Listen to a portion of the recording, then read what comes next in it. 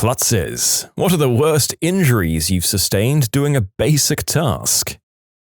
I dislocated my knee putting socks on. I was standing near the foot of my bed and was doing a balancing act putting the socks on. When I went to put my right leg back down, my pants leg somehow got stuck on the footboard of my bed. My jeans somehow decided to rip and my knee moved in a way it was never intended to. I'm definitely a klutz and tend to find myself in weird situations like this far too often. I got out of bed a few weeks ago and turned my ankle. I tore every ligament and have to use crutches now.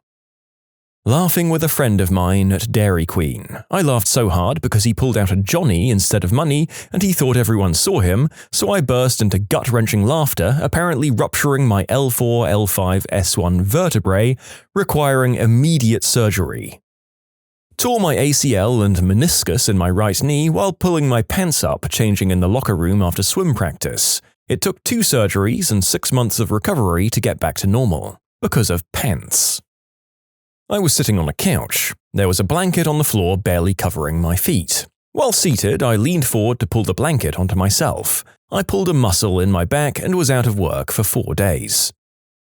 I broke my collarbone after accidentally rolling onto the floor off a bunk bed. It was the bottom bunk. My brothers and I shared a room until I was about 9. As the youngest, I was usually assigned the top bunk. At one point, I woke up face down on the floor with a nice crusty pool of blood in the carpet about the size of my face. Sometime throughout the night, I'd fallen off the bunk and nearly broken my nose, but simultaneously knocked myself out from the impact. Rather than get a railing, my dad built a custom bunk bed with 3 bunks, like an L-shaped desk with 2 levels, and I was assigned one of the lower beds.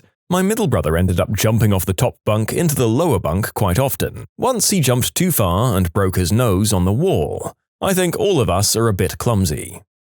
The narrator doesn't think that you or anyone in your family should be allowed near multi-level apparatuses again in your lives. Those things clearly don't agree with you. Hopefully nobody in your family works on scaffolding because that's a tragedy waiting to happen. I've pulled a muscle while doing the incredibly complicated task of walking and taking off a jacket. There was sudden lightning in my back, I couldn't walk for a week, had to go to physical therapy for 3 months. Turns out I wasn't using my muscles correctly for years. I had to relearn how to use my own body so that it hopefully won't happen again. Physical therapy is great, by the way, even if you aren't in pain anymore. I injured my knee by crouching to pet a cat. I could barely walk for a few days and couldn't do any exercise or sports for nearly a month. I built a nice counter for our laundry room, installed a new washing machine, installed the wall-mounted dryer, made shelves with the leftover wood, and even found time to plant an apple tree that my mum bought, all in the same day. I then slipped a disc when I was washing my hands. When I was a little kid, I fell over and broke my collarbone while sitting and eating waffles. I wish this was fake, although it was pre-broken. About a year before this incident, I'd broken the same bone playing on my mother's bed. I believed I was a Power Ranger and rolled off the bed onto the hard wooden floor. I was once concussed after being dropped off late to school, turned back to wave to my dad and ran smack straight into a stop sign and dropped cold. Little me, about 8 years old, spent a few hours gazing through his telescope at the moon, the stars, and the sky. It was awesome. When I was done, I hugged my telescope, optical tube down and eyepiece up. I was very short, very, very short, almost telescope size back then, so of course I tripped. By reflex, I looked down while at the same time the big end of the telescope hits the ground and my mouth caught the eyepiece, almost, right between the upper lip and the nose. Went almost all the way in. It turns out my face is a gusher. In 2 spots it went all the way through my face meat and hit my front teeth. Lucky me it didn't crack a tooth. Thanks for the ER trip, Mr. Telescope. Who knew stargazing was such a dangerous activity? I sneezed and threw my back out. You know all those terrible injuries you get by exercising with heavy weights in the gym if you use poor technique? Well, how about stubbing your toe on the power rack so hard that you can't walk for days? My buddy decided to use the bench after someone had pressed 3 plates per side onto the rack and then not taking them off afterwards. Not being a physics person, he unracked all 3 plates on one side, went around and began to unrack one plate, and the bar flipped up, smacked him, and dropped the other plates on his big toe. He took a 8-year break from the gym after that. pulled a muscle in my right butt cheek while taking a nap, couldn't walk properly for the next 7 hours. 2 years ago, I tore my meniscus and blew out my knee playing ping pong at our office Christmas party. Stepped to the left and went down hard. Worst part was 2 days later when I finally stubbornly went to the emergency room and the nurses told me that the guy in front of me, a pro athlete, had the exact same injury from a vicious hockey hit. I bowled in college. One day I ended up showing up to practice late because I slept through my alarm when I took a nap. So I was rushing to get to practice like, oh boy, I've screwed up. And at this point I'm like 30 to 45 minutes late and I finally got to the bowling alley and in my infinite wisdom, I decide I'm just going to start throwing shots without easing into it because I've already missed enough practice. It wasn't a day full of good decisions, as you can tell. 2 shots in, I proceed to throw out my hip and was limping around for over a week. I not only threw out a hip at 19, I did it bowling. In short, 19-year-old turns 65 in the blink of an eye. I broke my foot stepping off a curb. There was a minor pothole, and I mean a very small dip, that I didn't notice when stepping, and my foot rolled sideways as I put all of my weight on it. Heard the pop? Didn't hurt too bad at first, so I went about my day. When I got home, I couldn't get my shoe off without unlacing it fully due to swelling. Went in the next day and, yep, broke my foot by stepping off a curb. I grabbed a manila file folder at work and got a paper cut that needed stitches. Everyone at work was kind and understanding and didn't mock me. That last sentence was sarcasm. They gave me hell. I slept on my neck wrong and tore an artery. That created a blood clot which then lodged in my brain stem, causing a massive stroke. I spent a month in the hospital and had to relearn to swallow, speak, focus my eyes, stand, walk, and a dozen other little things. Don't fall asleep watching YouTube videos, I guess. I was cutting potatoes. Couldn't figure out why I couldn't cut completely through this specific potato. It turns out my finger was in the way. It wasn't a bad injury, it didn't hurt at all, didn't need stitches, and was actually pretty funny, but there was a ton of blood, and all the other students and the teacher were freaking out. Bleeding is fun, guys. Oh my god, someone's nerves weren't doing their job. I know that temporary suspension of pain can be a thing, but you do make it sound like you were carving away wondering what that bone-hard blockage was for a few seconds before you realized. Surely you should have noticed. In college, I broke my toe tripping over my desk chair in my dorm trying to get to my alarm to turn it off in the morning. Yes, I did turn off my alarm, but then I went back to sleep for about half an hour more. It only hurt like a stubbed toe at first. When I woke up later, it hurt a lot more and was all kinds of different colors. I was 7 years old playing tag at a local children's park with a few friends. It was about 6 or 7 p.m. in the fall, getting darker by the second. I was running from the kid who was it, and because of how short I am, I ran into the plastic outside the bottom of a walkway, making a very deep and wide gash right above my right eyebrow. I blacked out for a minute or so. I came to without feeling any pain, and it didn't help that I have a very high pain tolerance. I felt something wet on my head and put my hand to it. Because it was dark out, young me saw the darker tinted substance in my hand. Thinking it was ketchup, I licked it. After about 10 seconds of processing the taste, I realized, oh, this is blood. I ran over to my dad and he, laughing his butt off, decided to take me back to our neighborhood to consult with our neighbor and good friend who was a nurse. She tells my dad to take me to the emergency room. At this point, he was laughing even harder. We went in, I got some stitches, don't remember how many, and I also got made fun of by my father. You know, 2 things have happened today that made me wonder if I'm the only one this crap happens to. The first, I burnt my eyelids after the egg I was frying flew out of the pan and smacked me in the face, and the second, my son fractured his wrist by banging into a pole while he was walking down the street. I used to skateboard about 25 to 30 kilometers a day when I lived in Amsterdam for at least 3 years straight. Never had any injuries or accidents. It's as easy and automatic as riding a bike is for the other Dutch people. I went out to skate for 2 minutes in the UK, fell and broke my collarbone right away. I blame having to ride on the other side of the road and bad luck. I stabbed myself in the butt cooking a pork chop. I was pan-frying it and had a knife in my right hand to keep checking it to see if it was cooked, by stabbing it. I'm really not a good cook. I kept said knife in my hand and the oil spat at me and I jumped and bam, stabbed myself in the butt. I also have a 4-inch scar on my inner arm from playing on the swing. But I constantly hurt myself in stupid little ways because I'm so damn clumsy. Not me personally, thank God, but someone I knew cut off their finger slicing a bagel in half. Using a handheld mixer to puree some mushrooms. Mushrooms clog the blades, I use my finger to remove the mushrooms, and without thinking, press start and cut my finger. 10 minutes later, do the same thing with my other hand. You can submit your own stories to be featured here on the channel. The story submission link is in the description below. And if you want to listen to some vibey music in the background, check out easymode, also linked below, and subscribe. Not me, but my husband. He brushes his teeth very hard and fast. One day, he somehow hit his teeth and broke the toothbrush in half, then stabbed himself in the cheek. After 2 hours of trying to get the bleeding to stop, I bought some butterfly sutures to close the wound. Unfortunately, he did the same thing again a week later. He blames me for buying cheap toothbrushes.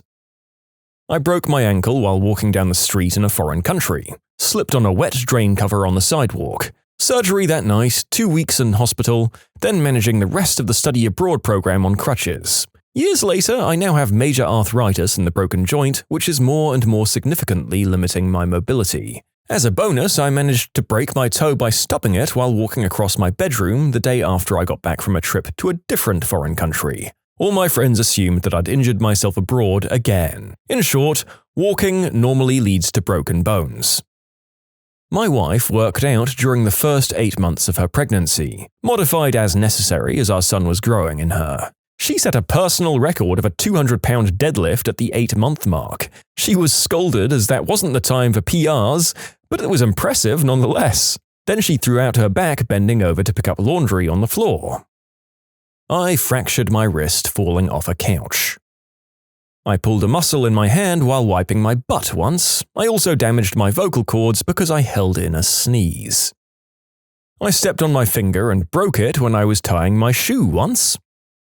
I got hurt by a screen door. I was taking my dog outside to use the bathroom early one morning, and Snoopy decided he had to go real bad and started flying down the stairs off the back porch. He was on a leash, and I didn't want to hurt him and make him fall down the stairs, so I rushed out behind him.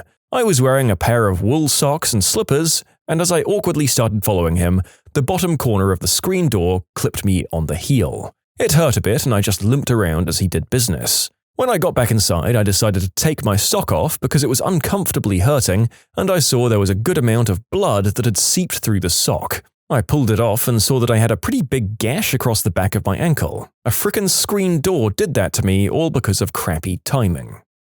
I broke my 2 smallest toes and the growth plate in my foot. You ever seen those giant plastic bins for wrapping paper? It was Christmas and I had the lid to one of those. I had my small dog in the lid and was pushing her up and down the hallway carpet on my hands and knees. Well, we had those old metal spring door stoppers and one of them no longer had the cap on it. I stubbed my toe on it and the spring hooked end went into my foot, wrapped around the bone, twisted my 2 toes upside down. Imagine my surprise when I looked down after thinking I'd simply stubbed my toe. I'm currently dealing with some sort of elbow and arm tendonitis from presumably using a stress ball too much. As a bonus, I was only using it to re-strengthen 2 other injuries. Oh my god, so we can wreck ourselves even just doing physio to recover from other issues? My god, we are a versatile species, aren't we? I broke my wrist shooting a basketball. I don't even know how it happened. I was in middle school and went up for a shot, then came down and was crying in pain. But yeah, I didn't make basketball tryouts. Feels bad, man. I punched myself in the mouth and chipped a tooth. I was putting on a bra. I gave myself a black eye the same way. I was so stunned it took me about 5 minutes to figure out what happened. My mum broke her foot stepping out of the front door. The step is about 4 inches. She was in her 30s, she'd lived in the house for years and used the step every day without incident. She doesn't have osteoporosis or any other bone problem. She didn't fall, she just put her foot down slightly off-center and it snapped one of her metatarsals. I was lying in bed and threw my back out. Damn, I couldn't breathe straight for over an hour before I managed to roll over to another position that I hoped was more comfortable. It was not. Big mistake. I also managed to get a concussion in my sleep when a lamp fell on my head. And if you don't count sleep as an activity, how about walking? I took some weird step and broke my little toe. You can't really go more mundane than walking, can you? I can have several pans and pots on different burners on the stove and handle a chef's knife pretty well. The worst burn I ever got was from the microwave, and I cut myself with a toaster while putting it away. My dad stabbed through his palm so hard with a knife while getting avocado pits out of avocados that he had a bruise on the back of his hand from where the tip almost went all the way through. He yelled out, "Frick a duck!" when it happened, pulled the knife out and instinctively jerked his hand to numb the pain, kind of, and created a Jackson Pollock painting of his blood all over the kitchen ceiling. Snowboarding. I spent the whole day at the terrain park, got a 360 down pretty well and was working my way up to hopping onto rails, building a lot of confidence before it was time to go. I only got to go snowboarding about 3 times a year maximum, so it was a big step for me and I was feeling really good about my day there. Then my little sister asked me to go down the bunny hill, which is where beginners and people who've never skied before go to learn. It's a gentle hill that hardly ever gets fast. I rode down it with my sister skiing beside me. Upon trying to stop at the bottom at a very low speed, I caught my edge and flipped, scorpioned myself so badly that my board blade actually sliced the back of my head and neck connection, and I bled a lot. A scorpion is when you fall onto your stomach and your heels still carry over, making a scorpion shape. In this case, my heels and snowboard were like a scorpion stinger. I was flat on my face in the snow, like the scorpion's belly. My scorpion stinger of a snowboard carried far enough to slice the back of my neck. I still use my blood-stained ski coat. I felt defeated, despite the skills I'd built up that day. I jumped through a set of aluminium double doors in the back of a grocery store to flirt with the cashier I'd crushed on as a bag boy. I'd grown a lot recently. The top of my head hit the cement top of the doorframe. It scalped me a bit, and I flipped and landed on my head on the hard, cold tile floor. The pool of blood surrounded me rapidly. I had to be taken to the hospital to get 22 stitches to reattach my scalp. I got the afternoon off work though, and 2 weeks later I lost my virginity to that cashier. Worth it. I fell off a playground slide as a kid, and I have a 3-inch scar at my eye to show for it. If my father-in-law was on the internet, he'd say the time he threw his back out when my infant daughter tooted on his lap.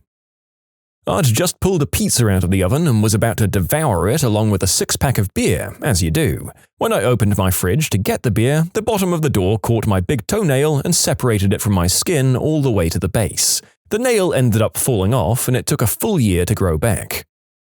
I've thrown my back out taking a dump before. Sometimes a crap is so serious you need a spotter to hold your hand. I mean, depending on what you ate that day, it could be a pretty serious change in weight distribution on your body when you stand up. There's probably a ridiculously high number of people who've injured themselves getting off the toilet, and I'm not joking. Throwing your back out during delivery is probably a bit rarer though. Oh, I've got a couple. The first was my lung collapsing from just being alive and being tall. This happens a lot. It's called a spontaneous pneumothorax, happens to tall, thin people. I was in line on Black Friday getting bubble tea. I thought it was a heartburn, slept it off, got worse, went to the ER next day, 3 weeks in hospital. I also broke my humerus at a soccer tournament. No idea how I broke it, I just woke up one day and my shoulder hurt, so I thought it was a cramp or a tight muscle. I proceeded to finish out the tournament, stretch, pull, and spin my shoulder around trying to get it to feel better. Yeah, all the stretching and moving made it worse, but hey, we won the tournament.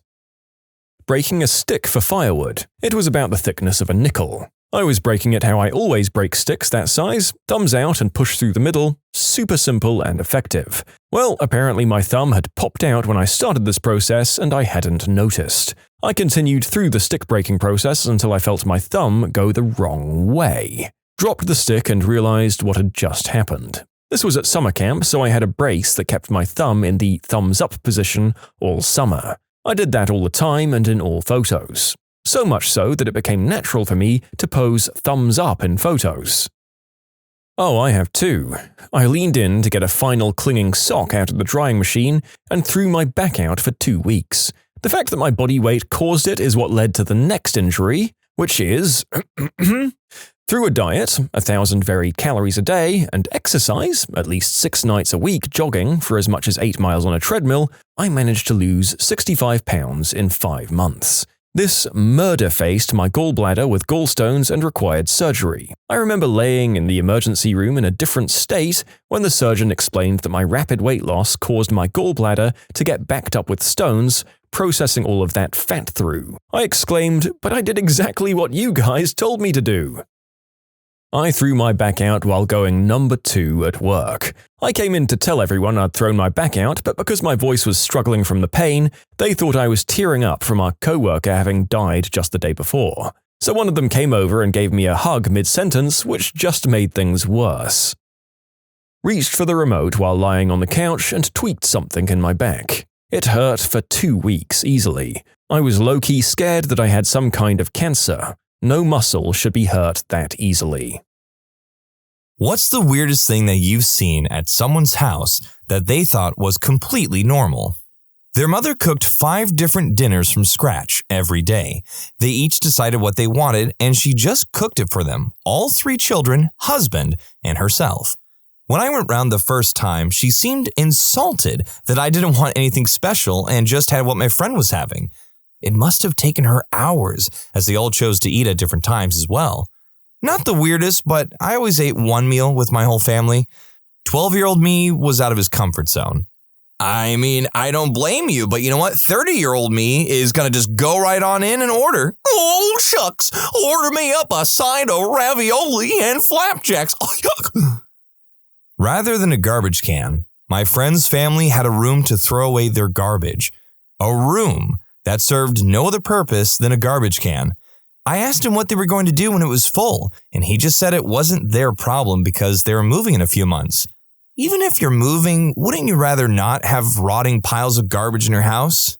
Response: worked demolition on a house that was used in the same manner, required jumpsuits and masks for the biohazard that was once a sunroom. Well, I guess you can say that that is a place that the sun no longer shines. And it probably smells like one. Yep. I went to someone's house where, no joke, they wouldn't flush the toilets until they were at full capacity. The entire top floor just reeked of waste. It was disgusting. Edit, follow-up. One time, I saw them scooping the waste into a bucket and throwing it in the backyard. I wish I was joking. When playing on a console in the lounge, when there was a scream, and his little brother ran past, 12-ish, followed by his birthday suit little sister, 14-ish, screaming at him. Apparently he keeps creeping into the bathroom to watch her shower. My friend and his parents thought it was hilarious. None of them seemed to find it weird. And no, there was no lock on the bathroom door. Not sure why. I had a best friend all through elementary and middle school. I was over his house practically every day. One day, his mom gave him a meal of cooked spaghetti noodles in a bowl of milk and gave me one as well. It was the strangest meal I've ever seen. He loved it. I did not. Hung out many times after that and never once saw him eat a bowl of milk spaghetti. Ugh, messed up. Response: macaroni, milk, salt, and butter. It was an ordinary dish in my area in Finland at the war times. When proper ingredients were rare, my grandma made it for my mother and my mother made it for me, and I still love it. My friends think it's weird. It's so easy and fast to make. I always make it when I want something warm, fast. It's called macaroni, macaroni soup. My childhood friend invited me over after not hanging out for a few years. We were both teenagers. We got on the subject of sealing the deal, and she pulled out a little shoebox from under her bed. She had saved every spunk-filled naughty balloon from her and her boyfriend, tied in a knot and in a pile of about 50. I didn't know what else to say, so I was like, cool. Went home shortly thereafter and didn't speak to her again. Maybe I was too harsh? Maybe not.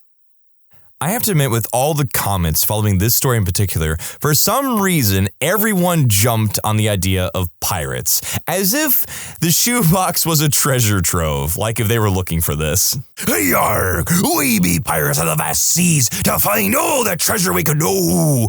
Oh, no. "Me hearties, turn around. These be cursed waters within this bedroom. Run! Run, boys! Ha ha ha ha!"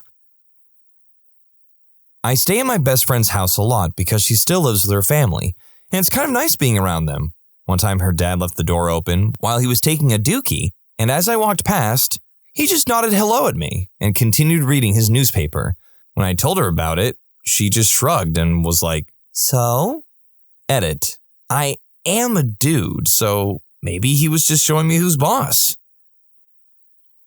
You know, I did actually have a certain comment for this, but I think this response from Cheeseburger Waffles is exactly what I could imagine. "My dad did this once while he had horrible diarrhea. I was like 6 or 7. I just saw it out of the corner of my eye while walking past. Heard some blasts. Kept walking. I just kept walking." My dog died a few years ago. He was a beloved member of the family, and we were all pretty torn up about it. My mom and dad decided to have him cremated. A few weeks later, I came home from college and saw the urn. Right in the middle of the coffee table, I said, "Mom, is that the dog?" And she said, "Yes, dear." And then my dad shouted angrily, "He liked to watch TV!" Bugs.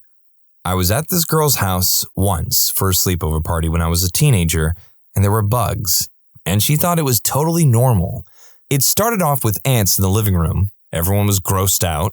Then, when we were all going to bed, one of the girls found a tick on her pillow, and the girl whose house it was said, "Oh yeah, they come off my dog all the time."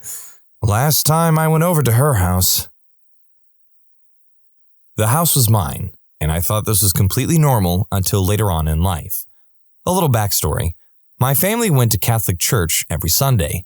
Other than just going to church, our family wasn't really that religious. Every Friday evening, we would go grocery shopping, the whole family. One Friday night, we were in traffic, and a motorcycle flies by and clips the side of a vehicle. The girl flies off the back, and the guy's leg ends up being caught in something and twists like 8 times. I was 8 years old when this happened, and remember it like it was yesterday. Well, my mom runs into a nearby business to call 911. This was way before cell phones, and they clear the accident. On our way home, my dad says that we were going to say the rosary. If you're Catholic or religious at all, you know about the rosary. It's prayers that you repeat over and over and over, etc. Thinking that would be the only night that happened, my dad decides to say the rosary every night. At 6 p.m., we had to be in the living room, on our knees, and it lasted for an hour. Then we'd eat supper and get ready for bed. This went on for a long time. I had a friend over one night. We were playing video games in my room when my dad came to get me for the rosary. I told my friend to continue playing games until I come back. Nope. My dad said he had to participate. My mom told my dad in private that he couldn't make someone else's child participate in the rosary. My dad was dead set on my friend doing the rosary with us.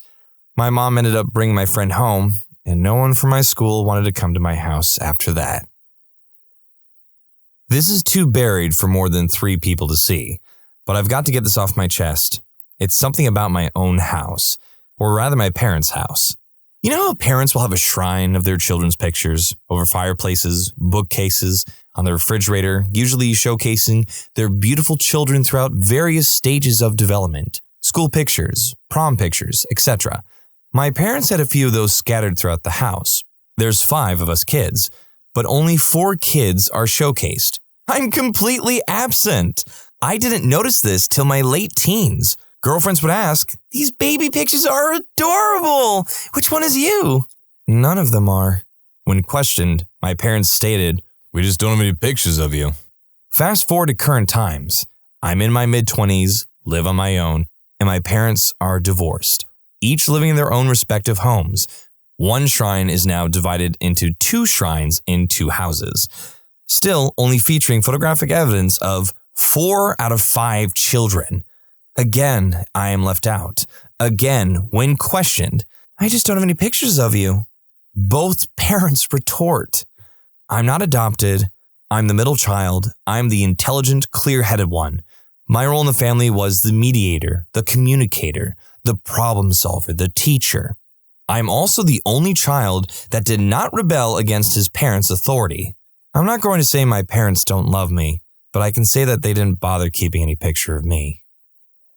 Had, keyword had, an overbearing friend who constantly needed attention. Finally go to her house for the first time and find out she lets her ferrets run around their single wide and crap everywhere. There were also dirty clothes piled in every room. Oh, the ferrets like to hide in it. I like animals, and I had never really petted a ferret. So I reached down, and the thing is crawling with fleas. Literally, there was almost no patch of fur that didn't look like it was moving from all the fleas. She noticed me cringe and said, "Oh, don't worry. I think he thinks they are snacks. He's always trying to get them with his mouth." No, B. Your ferret is probably getting bitten left and right and itching like crazy. Little late in the game, but why not? I was about 9, and my family went on a trip with one of my friends from school and his family. They're nice enough people, but had weird mannerisms and were strangely formal. Anyway, the one weird thing I noticed was that every now and then they'd each go out of the room for a moment and come back in. Thought nothing of it after a while and kind of forgot about it. One night, the kids were chilling in the bedroom while the adults were in the lounge. A few cold ones were had, and they got a little merry, and allegedly, by mistake, my dad rips a huge fart. The scream that came from my friend's mom was blood-curdling, and everyone kind of rushed in to see what had happened. She got really embarrassed and explained that they never passed gas in front of each other. It was a little awkward after that, but pretty funny. Well, I mean, yeah, wow. They're just like chilling on the couch. Oh boy, I can't believe it. You, me, and the kids, and we're just having a great. Oh my God! I'm sorry, just can't help it. Just went a little toot toot, and there it is. Boom, there it is. Hey, Peter. My grandma's neighbor had a daughter who was my best friend for a few years growing up. They had a nice house with nice bedrooms, clean, always made beds, because they all slept downstairs in the living room. The dad on the couch, mom on the love seat, and the kids on the floor. All we did was play in her room, but if I spent the night, on the floor I went. What is this, Oliver Twist? Please, sir, may I sleep on the bed just once? No, now dance for me. I went and stayed for dinner at a friend's house during high school one night. Getting ready to eat were friend's dad, friend's mom, friend's older brother, friend, me. Count 'em, 5 people. Friend's mom walks out with dinner. It's like a big bowl of steamed veggies, which looked fine, and a plate with a piece of steak and like 2 pieces of grilled chicken. The plate hit the table, and everyone but me lunged for the meat. It was freaking survival of the fastest. It was like when a pack of dogs get a deer. 5 of us at the table, 3 pieces of meat. At my house, Mom served dinner all portioned up in portions proportionally to how much each of us eat. Which I guess might seem weird to how they ate, but it was the weirdest thing I ever saw at someone's house that they thought was completely normal. My friend told me that when her and her brother would find turtles, her dad would drill holes in their shells. This is painless for them, she said, and tie a string to their shell and the other end of the string to the fence so that the turtles would be their pets until they chewed through the string. This was totally normal for her. Edit, I have done some internet research, and the results as to whether a turtle can feel through its shell are inconclusive. I did read that touching a turtle is like how it feels for us when someone touches our fingernail.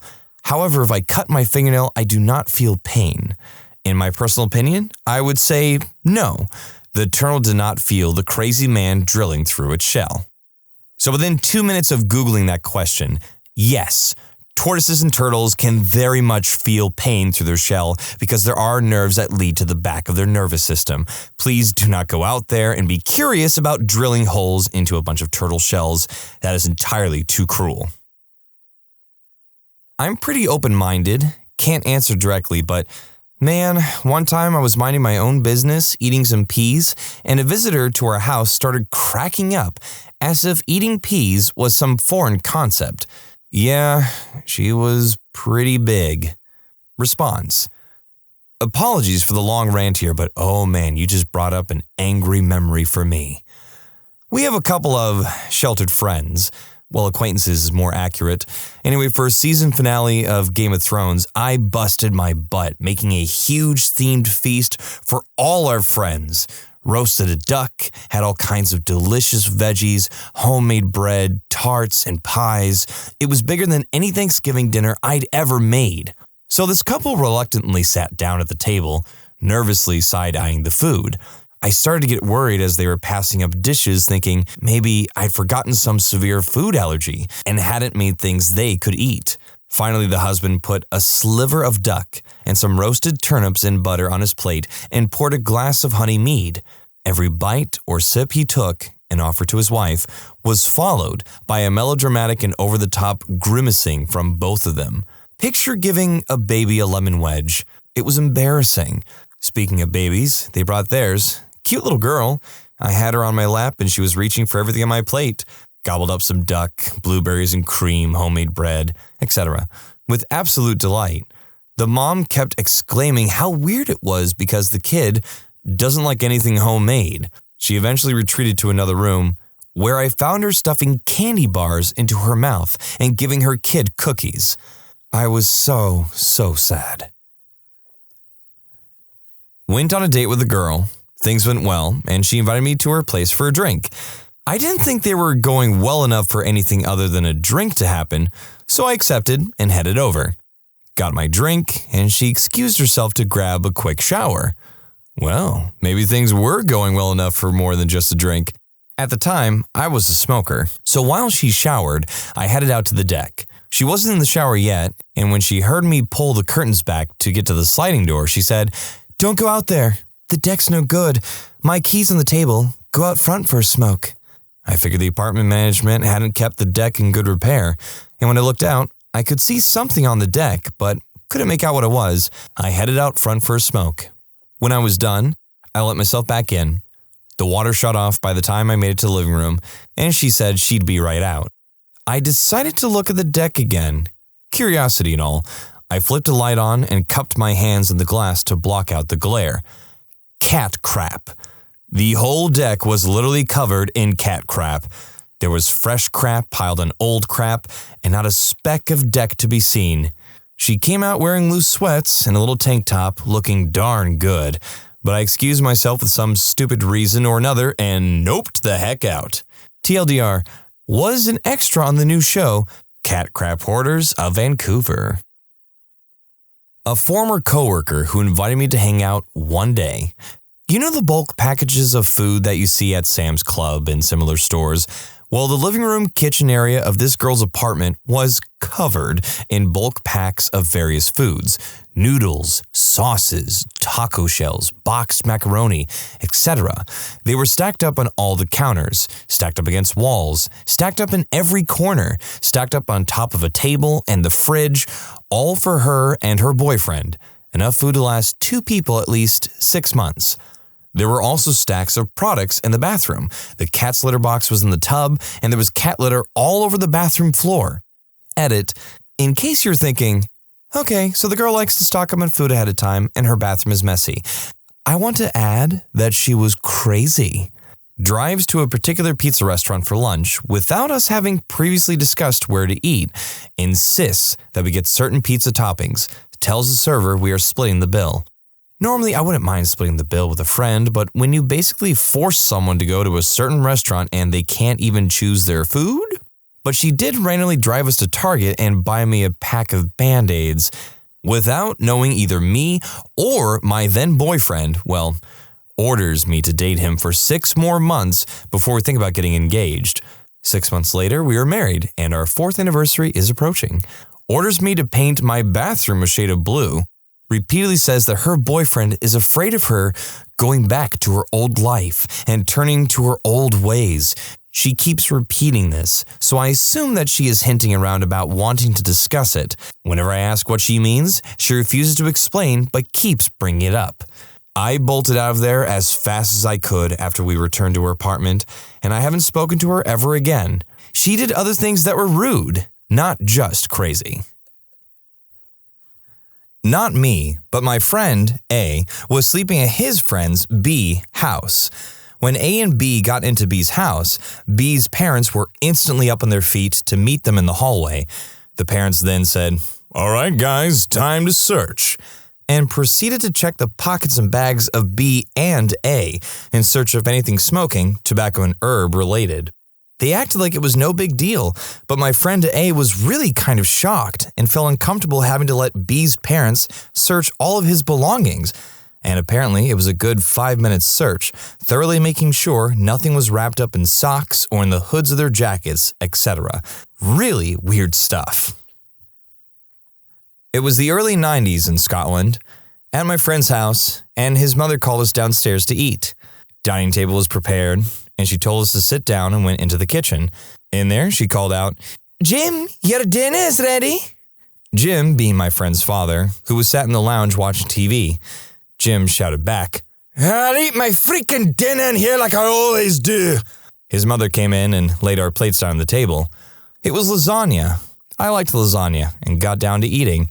She then went into the lounge with another plate. Next thing I heard Jim shouting, "What the freak is that? For freak's sake!" And the plate is smashed off the wall. "I don't freaking eat rabbit food." Jim stormed out of the house and drove off, and Mother retreated to the kitchen. My friend didn't blink and continued eating. Moms of Reddit, what do you know about your child that you will never tell him or her? Have a daughter in college. Her first summer back home, I went to wash all her clothes she brought back. As a college girl, it was at least 4 loads. As I sorted her clothes before washing them, out tumbled 4 toys that go where the sun don't shine, wrapped in a bag. They were huge, like huge. So I carefully wrapped them back up and slid them back into her things. I was/am a paternal figure to my orphaned younger siblings, and there is something I will never tell my sister. When she was going through a terrible period as an addict, late teens, she stole my mom's wallet and all of her credit cards/bank accounts had to be canceled and changed. Our mom was in bad health, but had a huge life insurance policy she had gotten almost 15 years prior, when she was healthier. When the accounts were canceled, she forgot to change the automatic payments for the insurance. It was declined and subsequently canceled. She couldn't get another policy anymore. She had too many health problems. My mom told me about this all in confidence. Less than 2 years later, our mom died. Everyone thought she had a life insurance policy to help us, but she didn't. She left absolutely nothing. I'm the only one who knows why. It would kill my sister to know that her addiction cost us several $100,000. The recovery from my mom's death was really bad. Siblings had to move in with me, etc. And the insurance money could have saved us a long period of financial and emotional struggle. My sister is an incredibly kind, loving, and loyal person. She was a teenager at the time and going through a horrible period in her life regarding untreated mental illness. She came out of it and is one of my favorite people in the world. This incident is the only thing she's done to hurt/screw anyone over. She was just young and hurting and naive. It'll never be worth telling her. She's been through enough. We all have. I will never have more resentment than love for my little sis. Knowing something like that could push your sister back into a bad place, but it couldn't have been easy to keep that a secret. Your mother would be proud of you. Thanks. My mom never told her when it happened because she didn't want to make her carry that guilt. My mom knew she wasn't going to be alive more than a few more years and that she wouldn't be able to get insurance again. She chose not to tell my sister. I followed her example. Bro, if I was in this situation, I don't think I would want to tell or be told. It just sounds devastating. When my kid was 3, he created a full suit of body armor out of maxi pads, and I have photographic evidence. I've answered this before,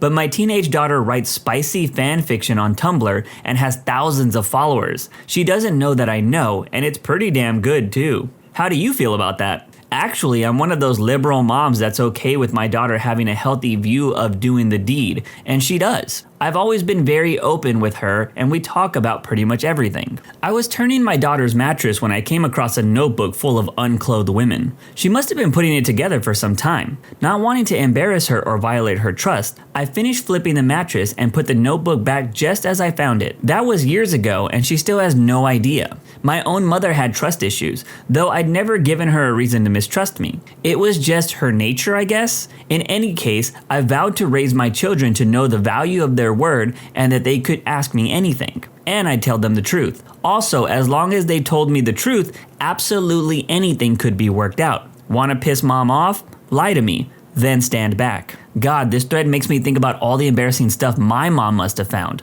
All these years, those pictures I had below my mattress and below my books on my bookshelf, I never thought about what would happen once I left home. When I was in high school, my mom got Victoria's Secret catalogs and I used to sneak them and keep them for, viewing pleasure. One time I got home from school or whatever, and she had cleaned my room, which I had always hated, and they were all neatly stacked in the closet. That was embarrassing. That's nothing. I was still living at home about 2 years past fashionable and had a pocket pea in my room. I left it under the bed one night after I used it as intended and I forgot about it. My mom is a busybody clean freak and decided to clean my room. I got home that day and she informed me that my phone is back in its box in the closet and had been cleaned.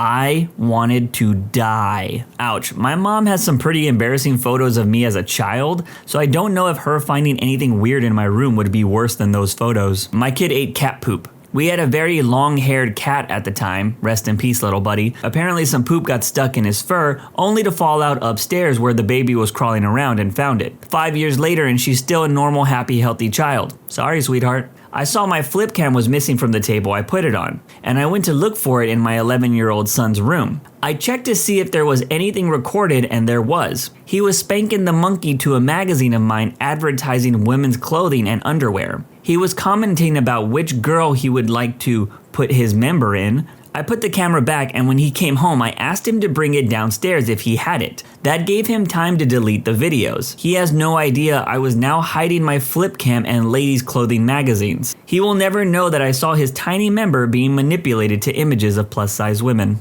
The only reason I taught my kids how to play poker was so that I could learn their tales when they were lying to me. It started out with them making stupid lies and expecting me to believe them. Yes, Mom, I brushed my teeth. Even though there's clearly still bits of food in between their braces and their toothbrush was bone dry. I figured that teaching them how to play poker would help them learn how to lie better, with the added benefit of learning their mannerisms when they lied in the first place. When my daughter was 3, she bonked my mom in the head with a toy, as 3-year-olds are prone to do. My mom had a blood clotting disease and got a blood clot in her head about a week later and eventually died from it. I'm not sure anyone but me has put 2 and 2 together, and I aim to keep it that way. My daughter had no idea what she was doing because she was 3. She would probably literally end herself if she found out about this, since she is a hair bipolar and gets to really dark places with too much bad news. My mom never seemed to put 2 and 2 together. She had the disease for 13 years and most people only live 6, so she felt very blessed. My wife would be devastated to know this, even though she knows. I don't think she connected both things.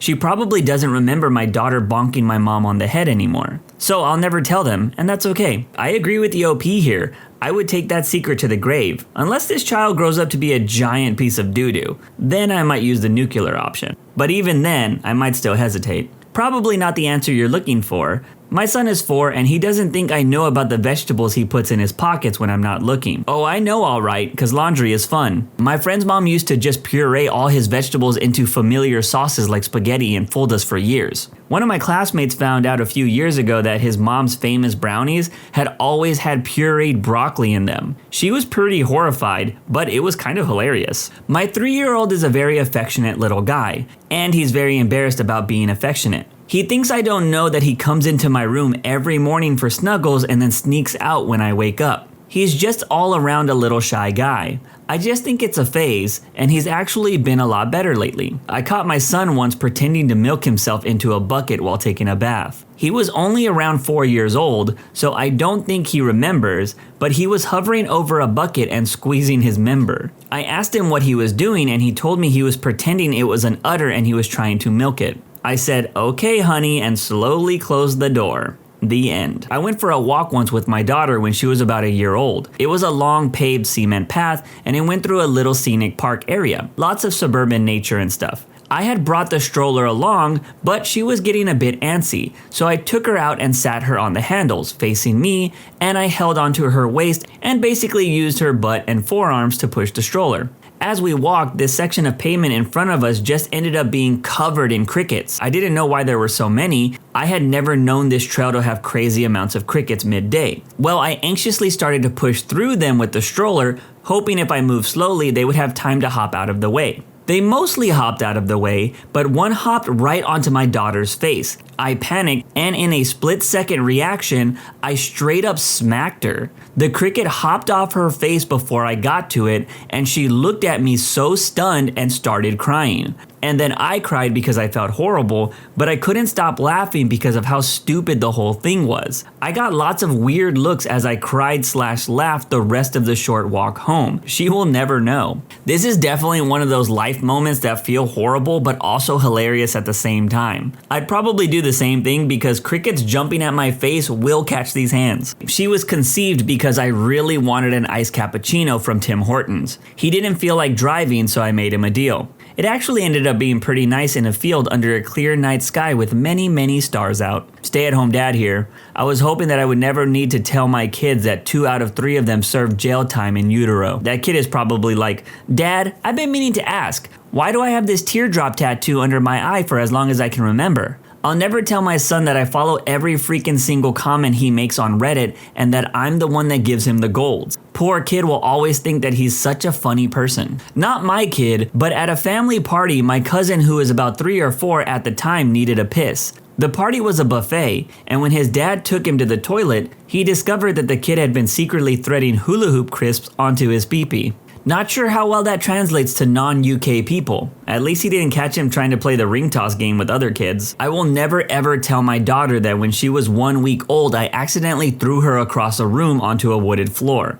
It was about 2 a.m., I was breastfeeding her in the living room and a huge spider crawled on my arm. The whole new baby/late at night thing made me stupid, so my reaction was to use the arm I was holding the baby with to get the spider off my other arm. My little girl went flying. It was horrible. She was fine though, completely unharmed, just kinda pissed off. No one tell her. My son's grandparents have custody of him in Australia. His mother and I were a one-time fling on a beach in North Carolina, along with another girl at the same time. She went to prison for trafficking large quantities of substances in Australia, which is a major offense over there. I think she's serving 25 to life or something. One day I was called by the Australian version of Child Services telling me that I needed to come pick up my son. I didn't even know I had a son until then. He was 7 at the time. Apparently, what had happened was she put my name down on his birth certificate and kept my contact info on a bookmark that hung from her rearview mirror. His grandparents came and got him.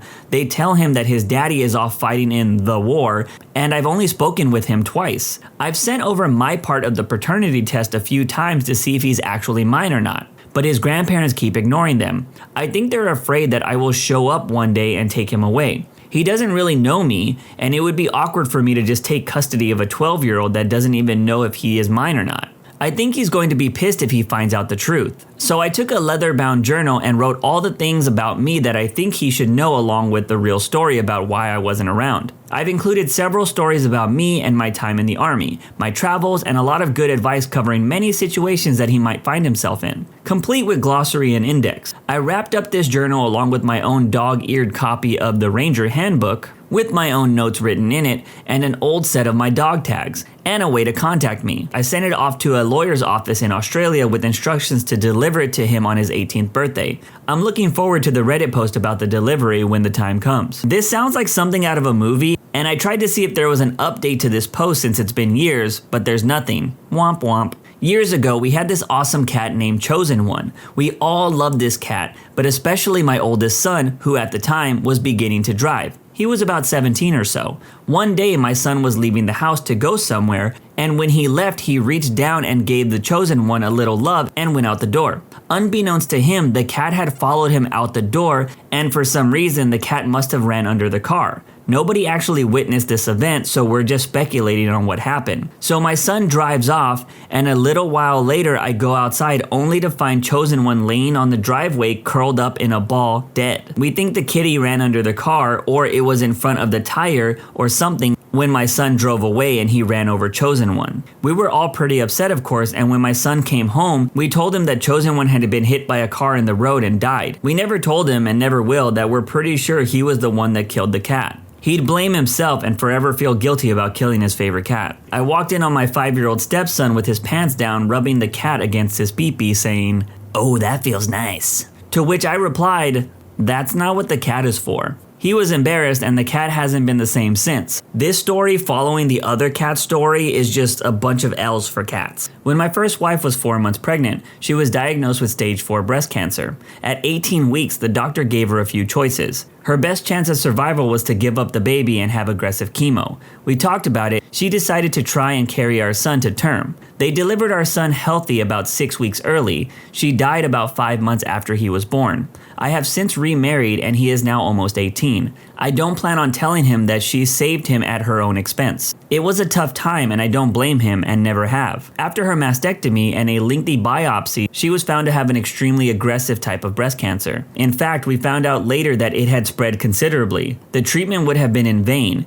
Even if she had gave him up, her life expectancy would have probably been less than 2 years. We made the choice to keep him before we knew this. Invasive treatments and MRIs/multiple x-rays would have put some risk on my son. So we made a choice. He knows she died of cancer, and he knows that it was soon after he was born, but not the details. He never knew his mom, and he does not grieve for her. It's cold, but it's true. She has written to him a number of letters, the first of which he gets at 18, the next at 21, and the final one when he gets married. They are sealed and private. I have no wish to open them, but it does remain possible that she will detail what happened, although I think it's unlikely, as before she died, she made me promise to protect him from all pain of her illness and decision. Wow, this is so sad. What a brave lady this mother was. Though if I were him, I think I would want to know. To be able to honor the sacrifice she made for me, in a manner of speaking. Maybe you should tell him. I know at 18, I started feeling very weary and without cause or effect. Being told something like that would have strengthened my resolve to do something good with myself.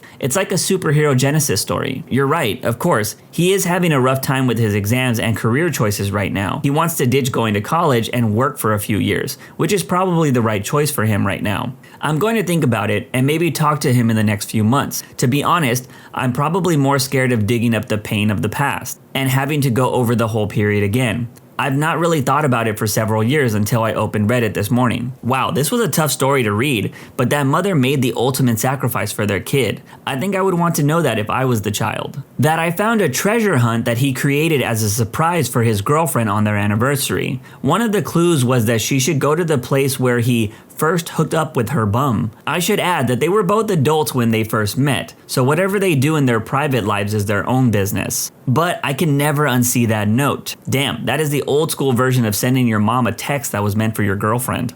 Dad here. I know what he's doing with the butter, and that's why I buy store brand for him to make toast at night and leave my good butter alone. And there's a reason I bought her own rechargeable batteries, because it's nice to have any remote actually work when you try to use it. There's not a calculator in the world that goes through batteries like that.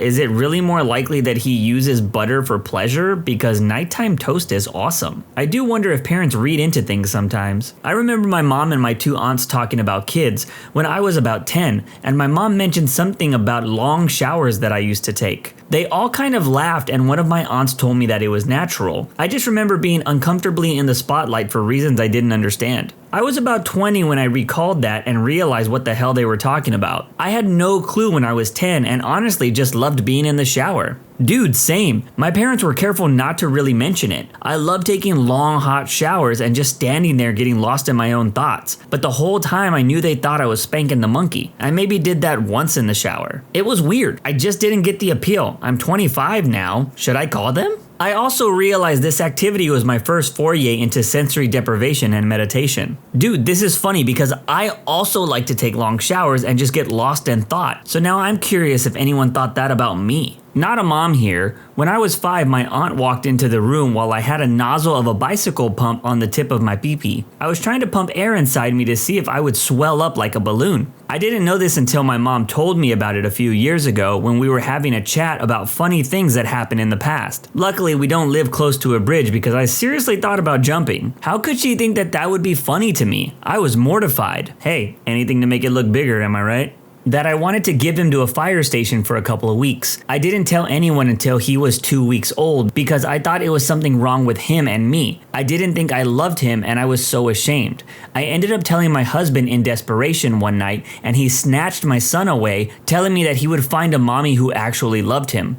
Neither of us knew it was severe postpartum depression. I thought I was incapable of that love and my husband thought I was a monster. I'm still battling the postpartum depression and anxiety a year later, but even now I can't believe how much I love him. I love him so much it hurts. I'll never tell my son about that horrible night, but I will tell him that depression and anxiety are never ever shameful. I think this is a smart message to tell children because depression and anxiety are serious things, but man, I question the husband here who didn't seem to try and help his wife. He just called her a monster. It's about my sister, but when she was a baby, my mom tried to give her away because she didn't want her. My dad found out and got her back from the woman. She is 21 and still doesn't know. My mom was suffering from postpartum depression, as told by the Redditors, and now she is good and she loves her more than anything. And we 3 have decided to keep it as a secret from her until we die. I find it crazy that you can just give a person away and that there are people out there that are willing to take a person that is being given away. Like, at least do it legally. He was conceived after we got lost trying to find a Halloween party at a friend's new place. We ended up going home, but as I was already in a French maid costume, it made perfect sense to get sloshed and forget the birth control. I don't imagine we will tell him that he was conceived in a French maid costume. Actually, who am I kidding? We will totally bust this story out for the future spouse. Went to use the bathroom and I left my 8-month-old on the rug. I found her in the walk-in closet gnawing on my fun stick. Did I learn my lesson? Nope. 4 years later, last week, she found it in my underwear drawer and promptly asked me why I have a dog bone. I've since said thrown fun stick in the trash. As a man, what are some of the most ridiculous double standards you've had to deal with? This girl in my office had a crush on me. Told everyone. Started doing stuff like calling me her work husband, which I said was not okay. Things got slowly worse. She started pranking me. She took a picture of me, then cut out my face and started putting it all over the office. All over. Got coworkers to start talking to me about how fun and quirky she is, etc. Wrapped up my cubicle in Christmas paper. I asked her to stop. Even spoke with her manager. Nothing. I got a card from my girlfriend for Valentine's Day. She lit it on fire and threw it in the sink in the break area. Apparently this is still cute and just her showing me she cares. I ended up quitting. How far was this lady, about to go? Hi, I bought you a bunch of chocolates. Oh, that's nice. Yeah, I like chocolates. And I just bought us a house together with your name on it. I didn't consent to this. And I have marriage papers. Oh, we're gonna be perfect. I have a girlfriend. I don't need this. I know. It's me. Me. Girlfriend material. Chapter 1. Was in a store for little girls trying to find my daughter the unicorn hair bow she was asking for. My wife, who was waiting in the car outside, overheard some women leaving the store talking about how creepy it was for a man to be there. Like, which? I'm there for my daughter. I have a very good guy friend. He's a big dude, 6 foot 6 inches. He has a little girl. He's also a single dad, so no mom to help, and freaking adores her, but cannot stand the verbal diarrhea people have when he goes to the stores to get her little girl things, i.e. a special tea set, fun fluffy toys. It got so bad that he called me to go into a Hello Kitty store with him and act like I was buying the gigantic fluffy Hello Kitty pillow for himself. Of course I did it, but I cannot imagine how he feels as a guy who just wants to get things for his little girl, but gets looked at like a creep or worse because of it. No, you know what? He's a good dad. If I got a kid, I will stare them in the eyes, just dead right in the corneas and just scream at them. Stand aside, evil witch. I do not care for such pretenses, or what judgment your eyes lay upon my soul and body. I shall purchase this Hello Kitty plush for my queen at home in her bedchambers. Now excuse me, I am Sir Dad. I wore skin-tight suits at the indoor skydive center I used to work at. The number of times I got touched inappropriately by women was crazy. Worst part? Management told me to take it as a compliment, that I should be happy with the attention. I don't work there anymore. I wasn't fired, but I just didn't want to put up with that crap, and some other unrelated crap, any longer. One time, an older 40-year-old woman spanked my behind in the wind tunnel, and I ended up forcing her out of the wind tunnel and told her to stop. I sarcastically twisted it to be about her safety. If she's so busy slapping my back door, she's not in the right body position to fly. If she continues to do so, I will be forced to stop her skydiving experience for her safety. Boy, it would be terrible if one of these slaps kind of go just like out of control. Literally, like, think about it. They're at a skydiving center, and literally this guy is like, "Okay, everyone, I need you to do this position and be careful because you don't." And like they like run up the wind tunnel and try to go in for a slap, and literally is over the edge. It's like, hee, here I come, Sonny. Whoa! So, that you don't want to do that. That's not safe. Class is dismissed, and I quit. I was a male who worked in childcare for 5 years. I understood the reasoning behind it, but I had to be absolutely dead careful to be impeccable in my dealings with kids and parents. Just because anything slightly off about my vibe could spell the end of my career. I had on more than one occasion have a new parent who hadn't dealt with me before refuse to leave their kid at the school with me. I was the only staff on the premises, opting to wait in the car until a female staff member arrived. This wasn't the case with parents who were familiar with me, but new parents often just didn't trust me at all. When I resigned from the school, the other staff said how irreplaceable I was, how much the kids and staff trusted and appreciated me. I really think I did a good job. But even so, just being a male meant that I was trusted less from the get-go. I didn't hold it against anyone, but it was a double standard I ran into often. If you're a stay-at-home father, or worse, just a stay-at-home spouse as a male, there's a sizable portion of people who are going to think less of you as a man, assume you're a freeloader. While the opposite is true to an extent as well, stay-at-home mothers or housewives are far more socially accepted. People will sing the praises of stay-at-home moms, call it the hardest job in the world, ask if her husband is helping out enough at home. A man will be asked if he's on babysitting duty, will be mocked for playing Mr. Mom, will be ridiculed for staying home while his wife works out, having his wife wear the pants, criticized for not providing for his family, etc.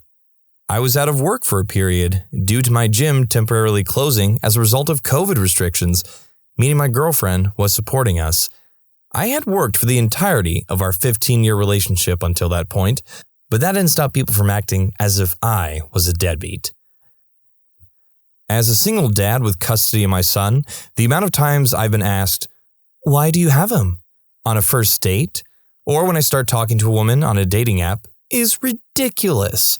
I can only imagine what would happen if a single mother was asked that same question. Why is it completely acceptable for a woman to leave a man and take his kids away, no questions asked, but when a man has custody, I'm treated like I must have stolen my own child? My mom got custody of both my sister and I. My sister was smart enough to go with my dad after a while. I was still too young to realize the situation I was in. My mom inherited a bunch of money from her uncle, and we were loaded, so as a kid who got most of what I wanted, I didn't think anything of the situation.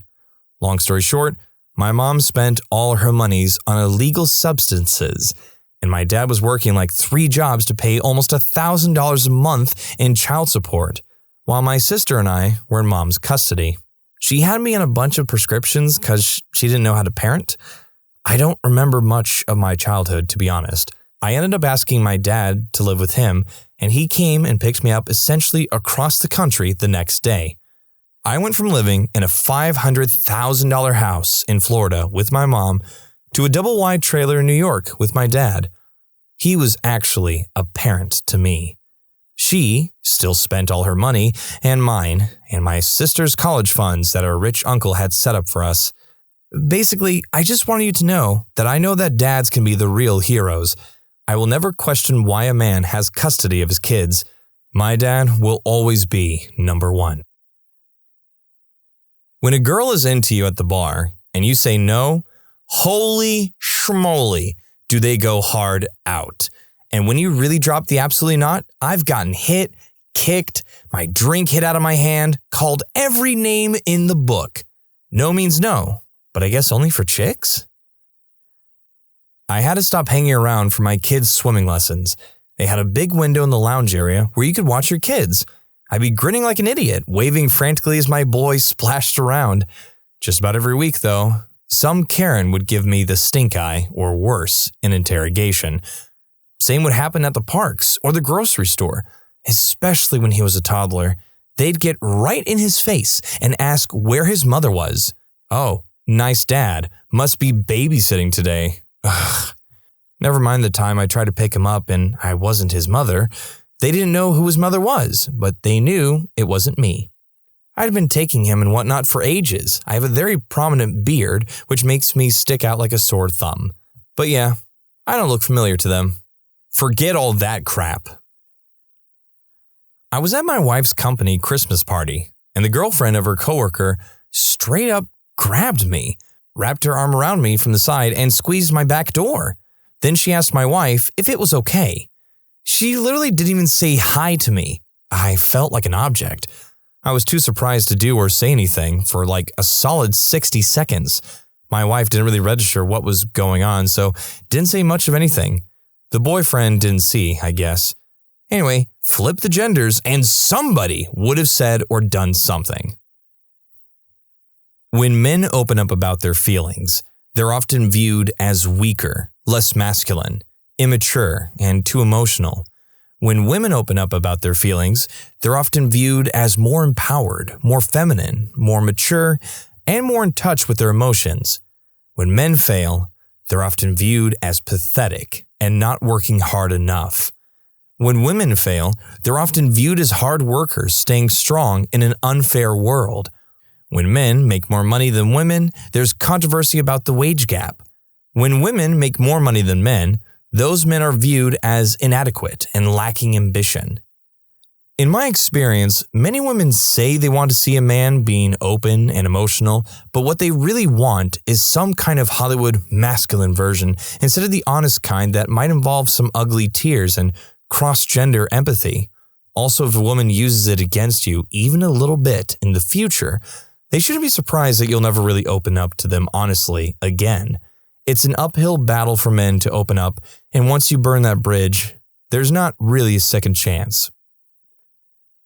Half of my attractiveness has always been based on how much I make. I just experienced this. My mother married into wealth on her third marriage, private jets, yachts, the works. I am mostly humble about it and keep it on the down low. I mean, it's not my money. They don't support me, and we have a terrible relationship. Started hanging around a friend that loved to boast about money and the money that other people have. He would tell women I come from money and they should lock me down. The amount of interest they had in me after that would skyrocket. It would be a normal woman for 1 second, then turn shallow, fake, and super desperate. Not going to lie, the desire felt great, but I quickly learned it's not real.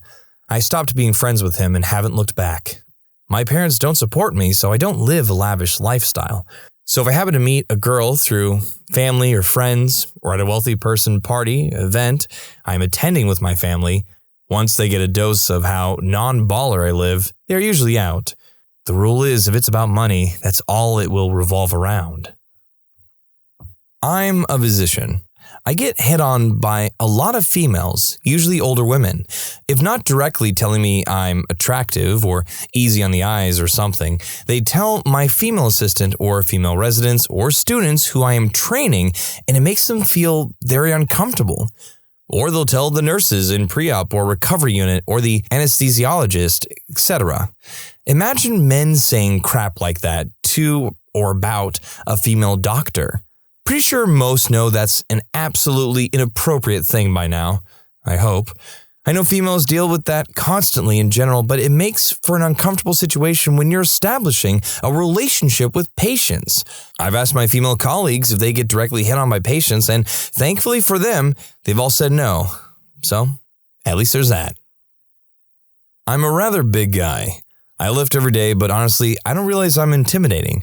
I'm kind of a blundering idiot. I left my lights running in my car and went inside a grocery store, came out, and my battery was dead.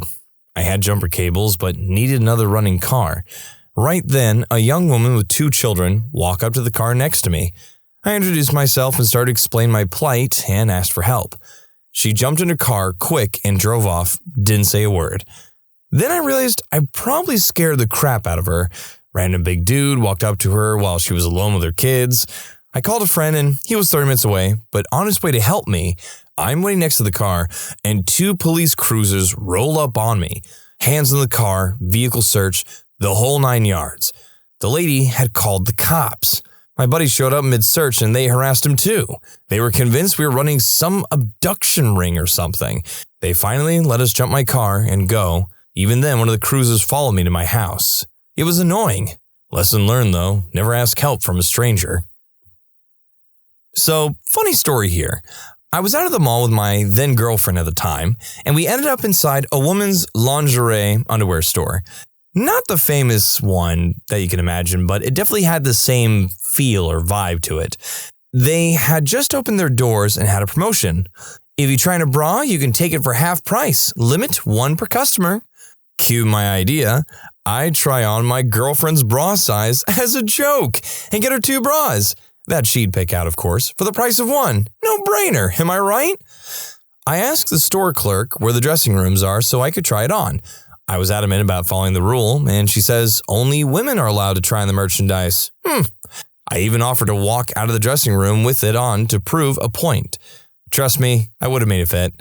Sadly, she didn't go for it, and I walked out of there with a laughing girlfriend and a burning hatred for that store and their unfair rules. I had a female security guard search me up and down, touching my no-no square full on at a nightclub, at an entrance check-in. Didn't do that to my girlfriend who was with me, or a male security guard didn't try the same thing with my girlfriend. Why was I searched? If a male guard searched a woman's no-no square full on, yeah, good luck. And that was like 2 years ago, so metal detectors are a thing. I told my girlfriend at that time, and she just laughed. So, I have a story in the opposite direction. I had been at work all day, and I came home to my girlfriend, at the time, on Omegle, intoxicated, and zipping up her sweatshirt. Basically, I came home and caught her flashing her swanky billies at strangers on the internet after she had stolen and drank all of my beer I had in the fridge is on my computer. She wasn't working, and I was paying all the bills, so I said, "Freak this!" Unplugged the computer and told her, "You're done on the computer, you need to sober up." This resulted in her trying to smash the computer screen, roundhouse kicking the TV next to the computer and breaking it, and trying to pull a bookcase down on me. So I picked her up and carried her out of the house. The whole time, she smashed me in the head with a can of Campbell's tomato soup. I deposit her outside, and she promptly smashes the window on the door.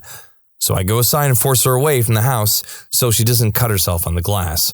And she pulls out her phone and starts calling the cops. At this point, I pull out my phone and call the cops. And I'm talking to the female dispatcher about what happened, and I hear the girlfriend off in the background telling them she fears for her life and that I was standing next to her and threatening to pull the plug while I was on the phone with the other operator.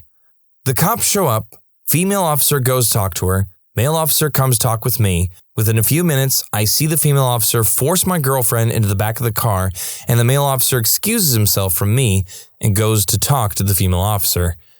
I overhear a bit of the conversation, and it's basically the female officer stating that my girlfriend is obviously drunk, that she lied to the 911 dispatcher and confirmed with the one that I had called that I wasn't anywhere near the girlfriend while she was accusing me of threatening her, and the real zinger? The girlfriend told her that I drug her out of the house and that the whole time she was hitting me in the head with a can of soup. I just wouldn't expire despite her best efforts, and it wasn't fair. So I got referred to someone who could help me, a hotline, and my ex got locked up for the weekend as it happened on a Friday. Otherwise it would have been a 12-hour release without a no contact clause on her release. Long story short, I bailed her out on Monday at the cost of $900, and things were up and down for the next 3 or 4 months, at which point we went to court for a hearing, and the judge announced, "She's such a small girl, and they've been living together all this time, so obviously she wasn't really any threat. I'm going to charge her with a disturbance of peace with a $40 fine, and she's free to go." Of course, I had a black eye that day because she had gotten intoxicated and tried to hurt herself that night before, and I basically pinned her down so she couldn't. So she decided to punch me in the face a good 8 or 9 times as a reward. Thankfully, I managed to get her evicted out of my place a month later, but only because I paid a bunch of money to the state to enforce it. My brother-in-law loves basketball and coached women's teams for years. He told me that women actually listen and follow the plays much more than men, so it's a real treat to coach women over men. He had to give it up because of all the bullcrap going on within the community and him being a male coaching girls. The only people that really suffer here are the girls that had an amazing coach, but the gossip bags just can't keep their hen-like beaks shut.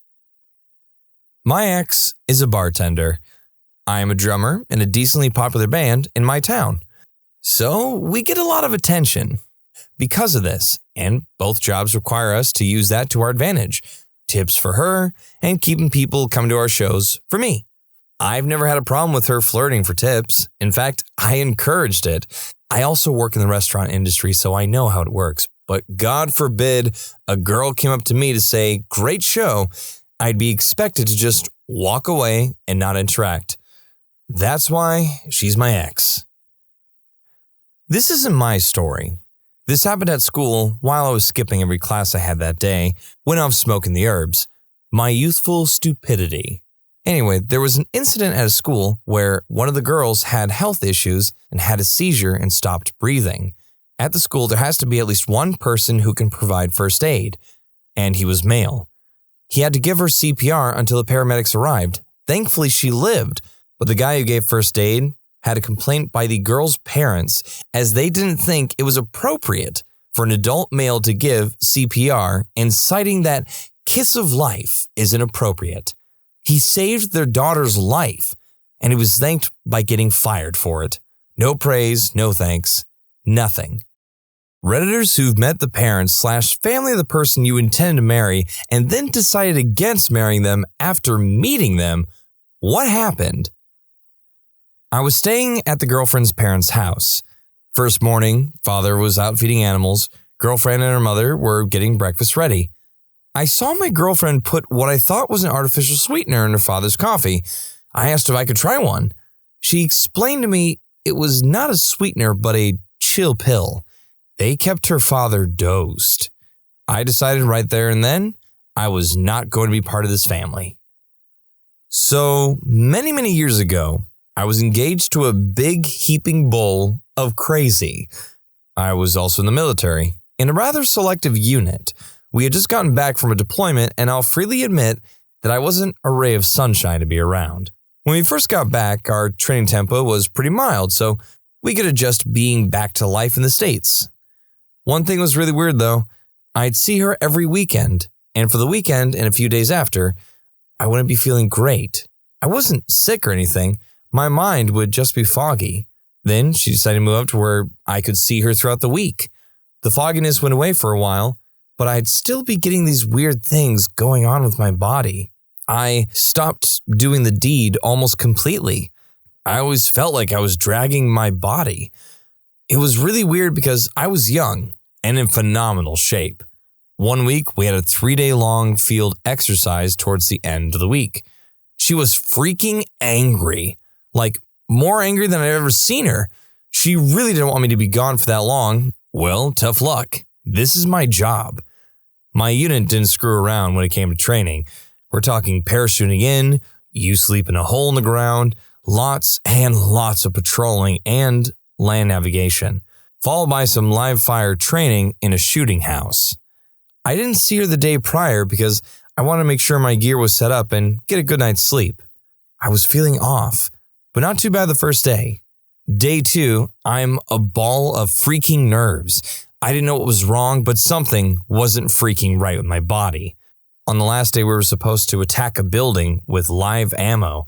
We would be clearing rooms and taking down the targets. I was shaking. I couldn't control my hands. I was jittery as heck. I had to pull my team leader aside and show him that I couldn't be trusted to hold a weapon. They drove me from the field to the hospital. I was admitted and they started looking for a neurological disorder. After a few days, my symptoms went away and they couldn't find anything, so they let me get back to work. I started seeing my fiancé again and the fog came back. I called my team leader and my first sergeant and I made an appointment to go back to the hospital the next Monday. One morning, the Sunday before I was supposed to go back to the hospital, my fiancé was making me coffee, but got interrupted by her cat doing something. On the counter was a bottle of her dad's sertraline and a small pile of powder. She had been dosing me with antidepressants. I was mad enough to end her right there and then. I had jumped out of an aircraft while on mind-altering substances. If I had tried to tough out the shooting house, I could have hurt someone. Not to mention being on unauthorized medication while holding a security clearance, I thought I was developing a neurological disease because my fiancé was poisoning me. I told my TL and my first sergeant what happened. They cleared it with the rest of the guys. I didn't end up making a criminal complaint. What she did was commit multiple felonies because I just wanted that psycho out of my life as quickly as possible. Her excuse was that she thought I was depressed after coming back from, combat. So she figured she could dose me so I would be happy, not realizing that's not how that crap works. I dodged a freaking Minuteman missile with that lunatic. A guy friend actually convinced me to break up with my boyfriend because of the family trends. My ex's father was always away on business, and his mom was a super cute, bubbly teacher. She would go out with her female teacher friends at night, and the dad would get super jealous and have massive phone fights. My ex and his sibling became super possessive of their mom and hated their dad to an unhealthy level. They thought both their parents were probably having affairs. My ex was 18 and had never done a single chore in his entire life. Their pets crap all over the house, and the mom cleaned everything, even my ex's bedroom. Our mutual guy friend took me to lunch one day and was like, "Seriously? Is this the future you want?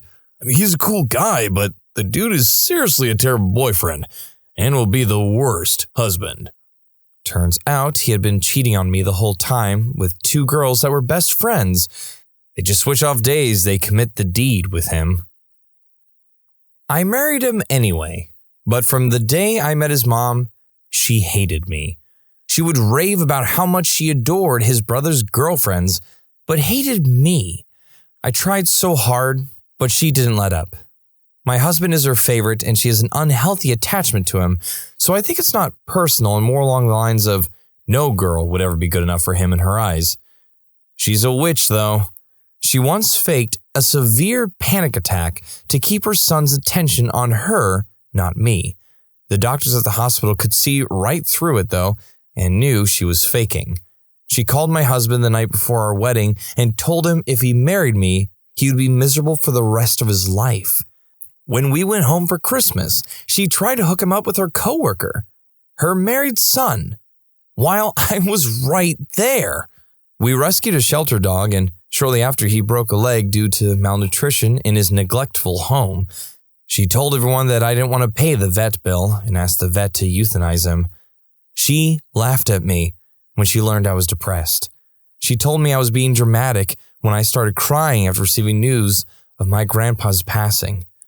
She tells everyone that I come from a poor family and married my husband so I wouldn't have to work. I don't work right now because we just moved for his job. In reality, my parents are wealthier than her. She tries to belittle me, but it honestly doesn't bother me at all anymore. I laugh when she does, and it really makes her mad.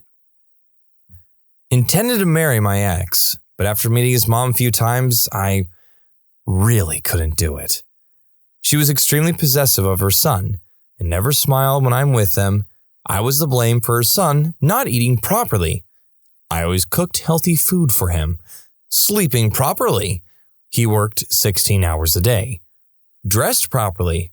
I ironed his shirts for him when he was too busy to do it. Any blame you can think of. She was also a single mom who has had 2 sons with 2 different ex-husbands and had lots of drama with both. She wanted to retire at 45 but didn't have a stable income. So my ex had to give her money every month so she can retire and not work.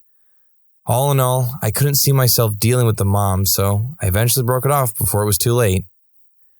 You know, the more I'm like looking at the reasons that the mom is so angry at this wife-to-be, it sounds more like that like lemon grab from Adventure Time. It's like, how dare you feed my son vegetables and good meats? This is unacceptable! His mom was incredibly overbearing and controlled what he couldn't do by constant guilt tripping and made up stories. She would drape himself on him for snuggles to the point where it was awkward. I have children of my own and I don't clasp them to my chest and sigh about how wonderful they are when their friends are over. And she would make sly digs at me all the time. What I was wearing, how I looked, why we were going out, how much money was being spent on me. We always split everything 50-50 at my insistence, by the way, and just generally made me feel like crap. He just took it. When I brought it up, he was just super passive and was like, well, she's my mom. She's just overprotective. He had a sister, actually, who had left home, but was clearly the favorite. Whenever she came home, he was forgotten and shrugged off to the point where it was actually mean. Again, I brought it up to him and he was all, she's just excited to see her daughter. His dad was a very passive, albeit kind man himself, who just seemed to roll over with whatever his wife wanted, and I guess my boyfriend learned that from him. She was heading for classic MIL from hell territory. There was no talking my boyfriend round. He batted my concerns and feelings on the matter away like they were nothing. I realized that would be our marriage, and I knew I couldn't live that way. It obviously wasn't the only reason I split from him, but it was a key issue. I have no regrets when we split. He very quickly started dating and then married a local girl. They were divorced within 2 years, and from what I could gather from mutual friends, his mother was pivotal in the failure. That's the second one. What's with all these horror stories from moms? Are they all like the stepmother from Cinderella? Yes, good. You'll stay with me for eternity. You'll never find love. Oh no, now I'm just turning to Tim Curry for a second. You'll never find love. We weren't at the marriage stage of things yet. Gay marriage wasn't legal back when this happened. But we had been dating for over a year and were considering moving in together. Apparently, my girlfriend had always used a gender-neutral nickname for my name anytime she talked about me to her family, and she never corrected them when they said he. But after a year of us dating, we were finally going to have a family dinner with them. She had already had dinner with my parents, and they loved her. And when I showed up, her parents had a really sour look in their face. Apparently, she hadn't told them that I am a girl until about 2 hours before the dinner was supposed to happen. Her parents weren't exactly against the idea, just severely disappointed that they wouldn't be getting grandkids. Girlfriend was an only child, and that soured the mood for dinner. Honestly, I'm sure they would have come around eventually, but that whole incident told me that my girlfriend wasn't ready to be out of the closet yet. One of the discussions during dinner was, don't tell grandma, and I wasn't going to move in with someone just to be the roommate to most of the people they know.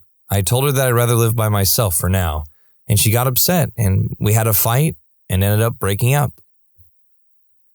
Dated this girl for 2 years. She was cute, but a little off, as in she would cut herself superficially, then talk about how much better she felt. Whatever, I was 19, and if you look past that, she was great. She was very close to her grandfather. I had met him a few times before. Sweet guy. One day she gets the news that he's dying, so we drive to see him off. Meeting the rest of the family? This is where it gets fun. Her mom didn't strike me as particularly crazy at first, but once I sat down to talk with her, she started getting overly sappy, talking about marriage, but no kids! Kids are the worst thing that can happen to you! Okay. The aunt just wanted to argue with everyone about everything and belittle her grown adult nieces and nephews. Her sister was very obviously a naughty worker and almost always had some illegal substances around the bottom ring of one nostril or the other. She also brought a bouquet that completely filled the tiny hospital room. The lady passing next to Grandpa was not amused. Her brother offered me a slew of illegal substances while I was there. Much appreciated, but calm down, man. And as Grandpa laid there struggling to hold on to the last threads of life, he got to watch his entire family fall apart, mostly arguing over which of his possessions would go to who. There was also some rumors that Grandpa did an unspeakable act to some of his family members. This made his bedside as well. It was probably the most messed up last days a person has ever experienced. I left early because I couldn't stand it anymore. Too much drama over a dying man. I had been contemplating how to break up with her the following few weeks after all that. When she started hanging out with her manager at work, and after work, getting ride homes with him, and more. And doing the deed. Good riddance. Meeting his family was one of the last straws, and certainly brought up huge red flags. His father was incredibly cruel to him growing up. My boyfriend was an only child that his father never wanted. His dad was obsessive and needy towards his mother, and basically wanted all her attention at all times, and was jealous of the child they had together. I could see some of these obsessive and needy tendencies in my boyfriend, and I knew he didn't want kids, and I did. If we had kids, I was afraid he would react how his father had. Maybe not in a cruel way, but I was still worried. We ended up breaking up for other reasons, but this definitely influenced it. My ex's mom was a round, red-haired, red-faced she-beast who never spoke below a yell. She also had a very unhealthy and incestuous attachment to the son I was dating. I was young and dumb and stayed longer than I should have. She was a huge witch to me and encouraged him to be cruel. But I began to question the relationship when she made him take her bra off for her in front of me. It was a weird display of dominance. Ugh, massive bullet dodge there. So I understand this display of dominance. Yes, it is extremely weird. But I have to admit, the one little detail that is making me giggle is that she never spoke below a yell. What is that like? So are they all sitting at the table and it's like, oh, hey, Mom, do you mind passing the salt? Yes, of course, my beautiful boy. Have some salt. Hey, can you take this off for me? I make her sound like Jerry Seinfeld. I'm a mother now. It's not exactly the reason, but it set us down that path. My longtime girlfriend was a little borderline crazy, little hints of it here and there, but she managed to hide it. I finally went home with her after we got engaged, and her mom would sit in the back at the kitchen table with a little black and white TV playing solitaire, had no friends, complained constantly, isolated herself, and had little flashes of paranoia where the slightest thing was perceived as a major insult that would send her down a day-long sulk session. She also looked kind of like my girlfriend, but did not age well and was pretty heavy. I saw the future. It clicked with me that this was what I was getting into, that my girlfriend harbored all these same traits, both physical and mental, and was working super hard to hide it all. I decided that weekend I need to break it off. Plot twist, as I worked up the courage over the next few weeks, she canceled the wedding because she is a lesbian. Plot twist, I'm gay, she's not. Didn't necessarily intend to marry her. but it was on the table and was where we both wanted to go, I later found out. This girl was completely amazing and my best friend in the world.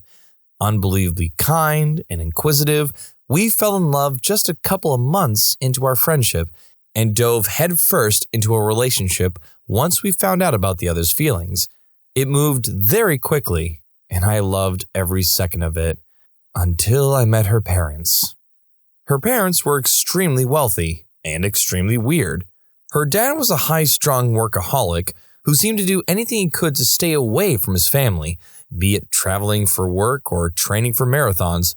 But her mom, oh boy, obsessed with everything vegan and holistic, had a blatant hatred and distrust for anything artificial, especially medication, extremely untrusting, and would flip from hot to cold on a dime. When she found out that the girl I was seeing, the baby of the family, and I were intimate, she began essentially bullying and shaming her for it. She pressured her heavily to give extremely personal and violating details about her personal life, and then would flip her crap when my girlfriend would cave and tell her. She found every possible excuse to shelter her and keep her as her little baby. Mind you, this was in college when I was 22 and she was 21. Eventually, her parents started doing things like dropping in on campus.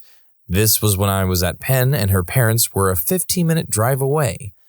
Calling her to make sure she wasn't sleeping over at my place and guilt-tripping her to stay at home as much as possible to make sure that her 21-year-old daughter wasn't drinking or doing the deed with her boyfriend of about 9 months at the time. I thought it was a me issue and became very depressed, wondering what was wrong with me. But it turned out that it was just the way her mom was with my girlfriend and always had been.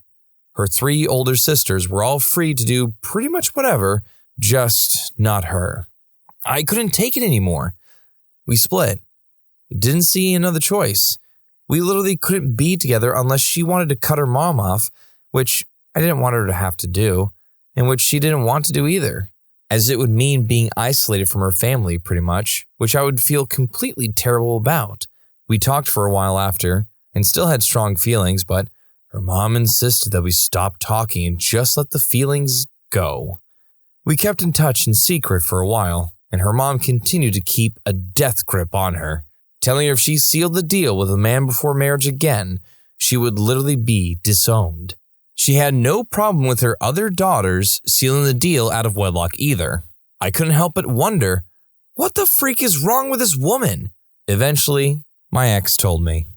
The reason why her mom was so anti-doctor and such was because she was diagnosed severely bipolar in the 80s and refused to believe it, and decided that all doctors are liars and that medication is the devil, and refused to get any of the treatment she desperately needed.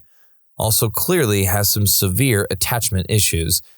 Glad I dodged the bullet of engaging with anything too long-term with this girl. Thoroughly believe her mom would have literally done away with me if I ever proposed. What was your I'm in danger moment? So I was walking to my school, and there's this little street with 2 lanes that leads onto the highway that you need to pass to get to my school. I usually wait till everyone has passed since no one respects the yield, but that day, the guy in the right lane actually yielded, which was awesome. So I made my way across. Suddenly, as I passed through the right lane and entered the left lane, before my mind could process anything, my body just straight up stopped moving. I was briefly confused before I felt 2 cars barely graze both my front and backside. Apparently, the guy on the right started driving again as soon as I was out of his lane, and at the same time, a guy behind him was being impatient and jumped to the left lane without stopping for me. So they both passed me at the same time, while I survived by being frozen in the minor gap between the 2. Honestly, my subconscious is the only reason I'm alive today. Something very similar happened to me in high school. I was walking home from school down a very busy street. I was approaching an intersection, but I stopped a few feet from the edge and just froze behind the light pole. At that moment, a car runs a red light, hits the back of a car, and sends it spinning towards me. Car also clipped a motorcycle, sending it flying 40 feet in the air. The car ends up 1 foot away from the light pole. I'm behind, stopping in the area I'd usually wait to cross the street. If I hadn't just stopped, I'd be pretty badly hurt. I was in a bouncy castle at a college ball, and my friend turned the pump off as a prank. My head was sealed in the deflating plastic, and I was suffocating, kicking my legs wildly, trying to free myself. I had almost passed out when someone noticed and pulled me out. It would have been quite an monogamous end. Oh yeah, because that's a good prank. Wee!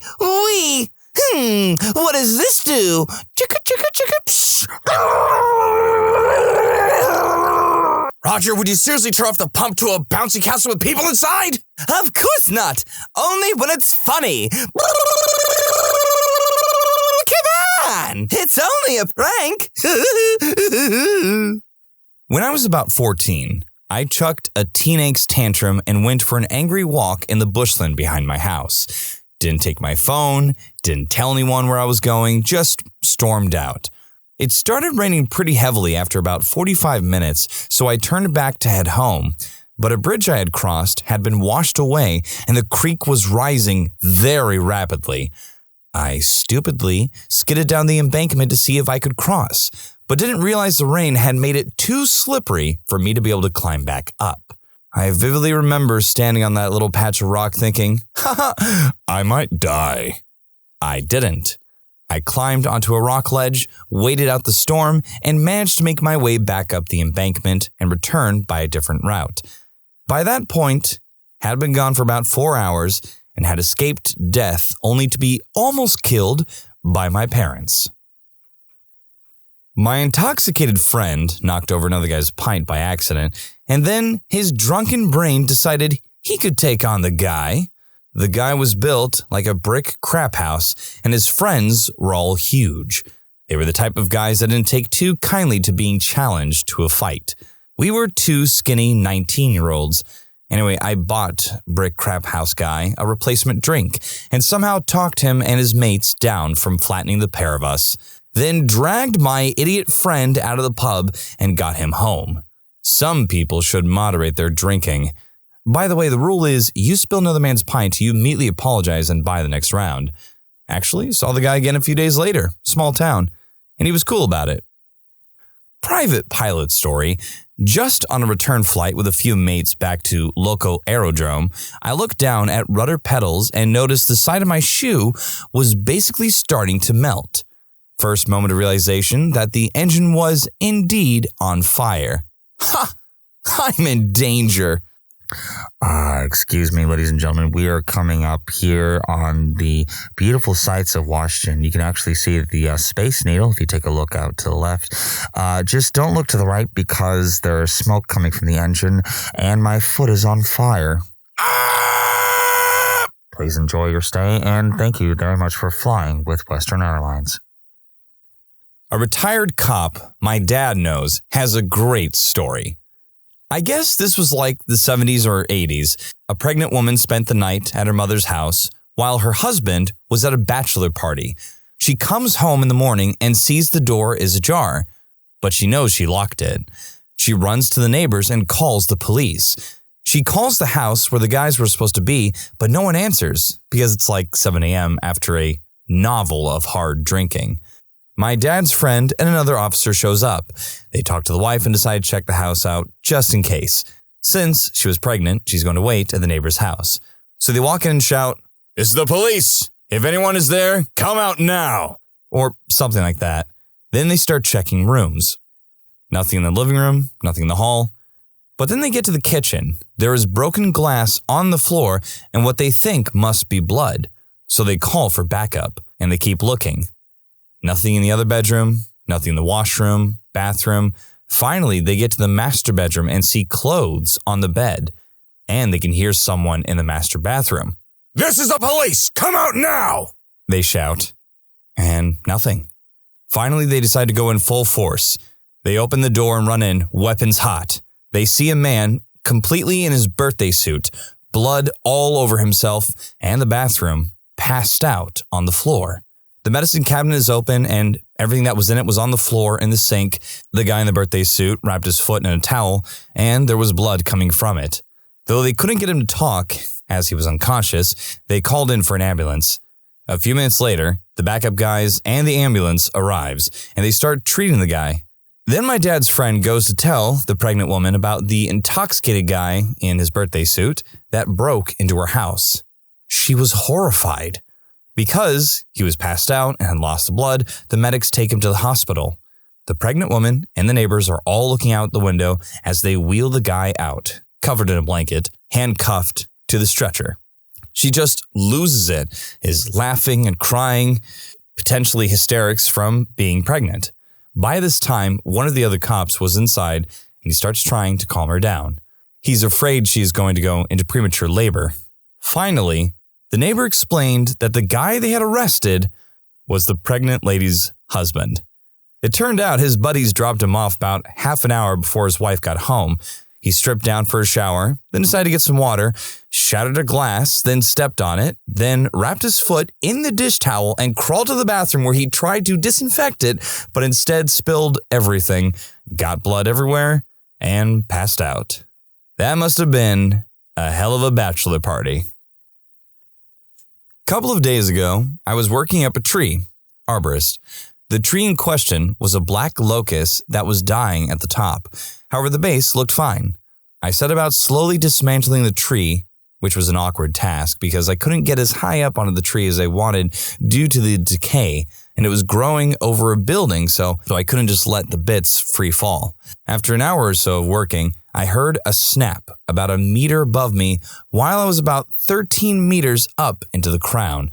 I looked up to see a long branch above me that was growing into the crown of another tree had snapped. I realized instantly that this meant that the base of the tree I was in had failed, and I was going to go down with it if I didn't get out. Before I could even react, the tree was free falling down towards the outbuilding that I had been working so hard to avoid. Time slowed down, and I could see my colleagues standing in the woodland watching me with pure fear on their faces.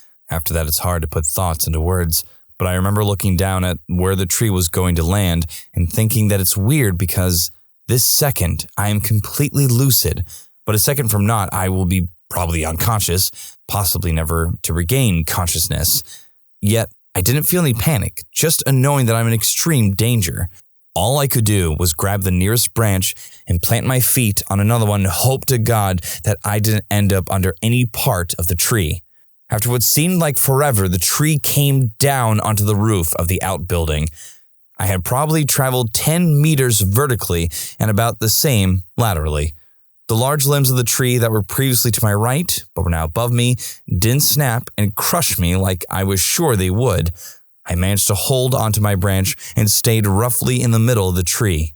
I was free from injury, other than a twisted ankle and a twinge in my wrist from holding on tight as the tree smashed down. I don't know how I didn't get seriously screwed up by that tree, and I don't know why it failed on me, but I will never forget that knowing that I'm in danger, falling with tons of wood, and there was nothing I could do about it. My third year fighting forest fires, I was upgraded to pump truck operator for a mop-up crew. After a section of the fire was deemed extinguished, they send in mop-up to make sure it's actually really out. I drove a giant pickup truck with a huge tank of soapy water and filled up portable water bags for the mop-up fighters. On my way back to base, I had a bit of water left when I saw plumes of white smoke. You're urged to extinguish all smoke because no one wants a dead fire to come back to life. There's a fallen tree next to a bunch of bushes and another half-fallen tree, and the half-fallen tree is spewing hot coals every couple seconds with a loud pop. Each pop of hot coals makes the other wood products take off. The fire was at risk of starting over again right here. I had nothing but a small ant bladder bag. I bounded down to the pump truck, grabbed a hose, ran it up, bounded down, turned the hose on, ran up, and began attacking the situation. As I'm chasing down the heat and fuel source, I realize I'm surrounded by flammable objects. Soon after, I'm surrounded by giant flames, alone. I was literally screaming and laughing as I hacked and sprayed away at the rising flames. I got it tamed down after soaking and chopping, killed the main source. I also sprayed the heck out of the branches so soapy water was dripping everywhere. I had just finished rolling the hose back up and was catching my breath when these Marines came running up the hill. They were sent to investigate the smoky mess I've been dealing with. Being high-fived by a Marine is a good feeling. I know you guys might hear this a lot in general, where people say like, hey, appreciate your firefighters, but seriously, appreciate the people doing this. Fighting fires is absolutely no joke. Incredibly grateful. It's something I know I personally could never do. When I was about 12, a friend from our local church drove me and his sons to go swimming at a creek near where we lived. I didn't know how to swim yet, but he assured me that I'd be fine since there wasn't much water and it could be a good learning experience. So far, pretty normal stuff. It gets weird though. The water was much deeper than expected and he did nothing to help on several occasions when I almost drowned. I was supposed to stay at his house overnight, but wasn't feeling very good after breathing in water a few times. Plus, something obviously didn't feel right. He was mumbling to himself while he put his shoes back on after swimming. Good thing I stayed home. Turns out he was off his medication. My family didn't know that he had previously terminated a person during a hunting trip when he was in his early teens. The night I decided to go home, he went off the rails. He believed that the world was going to end, so he tried to terminate his whole family. When my family went to church that Sunday, we didn't see his family. The pastor told us what happened. They had all miraculously survived, but he was now in lockup for his serious issues. Almost drowned, almost taken out. Family friend was a murderer, and we didn't know it. Going home from a party in a shared Uber with some friends, I mistook the street for another one and ended up further away from my apartment than I thought. I put the GPS on, and of course it makes you take some back alley. At one, I saw some movement near a car, and there was a guy looking at me. I pass him, try to call my friend because he was looking weird. By the way, I did the wrong number and someone got a voicemail from me sounding totally terrified and spitting nonsense. I walk faster and look back. He is ducking behind another car and clearly switched from his original place, and he had a small knife in his hand. I bolted from there and ran as fast as possible with adrenaline and stopped after finding a busy street. But when I saw the knife, I definitely went, oh crap. I was on holiday and had left my hotel to walk to Livingstone National Park in Zimbabwe. My friends had visited earlier in the day and wanted to stay by the pool, so I figured I'd walk over by myself, since it wasn't a particularly long trip. The easiest route from my hotel was following a small path between some bushes and trees. I'd been down the path before, but this time, there were families of baboons walking down this path and no other person. I walked on anyway, figuring that as long as I wasn't waving food around or getting too close, I'd be fine. Apparently, I must have done the latter and unintentionally stepped too close to one of their young, because one of the full-grown adult baboons jumped out in front of me and started howling at me, baring its teeth. Because of the noise it was making, it attracted the attention of all the other baboons, and two other full-grown adults soon joined the first in howling and showing serious aggression, all of a couple of yards in front of me and to my side. I had no idea if there were more behind me, but my instinct in the situation was to hold up my hands to show empty palms, stand tall, broad, and start stepping backwards and away slowly. Thankfully, it worked, and they eventually turned away and carried on, but for a short while, my mind was having flashes of being torn apart by three baboons. I later found out their bites can break human bones, so I'm pretty lucky that my instinct in the situation was the correct one. I arrived for work at a bank, stepped inside, and had a stranger say, "Happy April Fools," and put a revolver against my temple. Two robbers, both with revolvers and rifles, had made their way inside before opening, and had bailed up the manager as he arrived and then the staff as they arrived. They were talking to a third accomplice on walkie-talkies. I was told to lie face down on the ground, arms on my back and legs together. One robber was going down the line, hog-tying staff with cable ties, while the other had a manager and supervisors unlocking safes. All along, there were threats not to look or move, or you would be shot. The robber had just tied my wrists together, with the pistol lying on the ground between my legs. when I heard a commotion. A staff member had managed to exit while they were distracted. The robbers followed him and left the bank quickly. They got nothing. All in all, I was there with 15 other staff for about 35 minutes. They were caught further down the track. These were career bank robbers who pulled off a number of robberies over a period of time before being caught. It was really like a movie, dressed in suits, dark glasses, gloves, black spray paint over the cameras. You open the time lock safe, you get ready to open safe deposit boxes, you do the night safe. They certainly had a plan. 6 months later, the same branch was hit by another group. I had since moved to another city, but that robbery, according to my colleagues who were in both, was way more terrifying. I was living with a man I'd known for a month. New York City be like that, and one day I left without saying anything to him. I was at McDonald's and he texted and asked if I was at Papa John's, which was across from McDonald's. Thought, oh, creepy. Then I got home and we had a conversation where he started talking about something I just texted my girlfriend about. And it was a topic we had never discussed before. Red flag. I'm in danger. All the times he seemed to be in the right place at the right time, had food for me when I hadn't eaten, hit me all at once. Found out, dude had spyware on my phone and was watching my every move. So 100% agree, this is extremely creepy and no one should be doing this. But with a weird, cute, twisted idea, what if, ironically, he actually just was really caring, but he had no idea how to properly give that kind of care? Hey, buddy, you had a good workout? I bet you did. That was some really good Pilates in there. I brought you some water and this really delicious Big Mac for that nice protein. You need your protein, Big Mac. Yeah, thanks, buddy, but I didn't tell you I was going to go for a workout. Oh, I know. I'm your Papa Bird, watching you wherever you go. Gotta have a Big Mac for a big man. I love you. Yeah. When I was 18 years old, I was living in my first apartment by myself. I had no roommates, and my parents had just moved. My downstairs neighbors were a group of 20-somethings who had lots of traffic. Constantly people coming and going, parties multiple times per week, rarely saw the same people twice. One day, I noticed a blacked out vehicle in one of the parking lots. I swear I saw a camera with a long lens through the heavily tinted windows, but I just kind of brushed it off. Maybe it's paranoia. Over the next 3 days, I see more and more surveillance.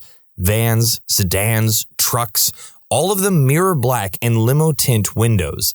They would sit there for 8 or so hours at a time, and another vehicle would rotate in and relieve the post. Then, quick as they came, they disappeared one day.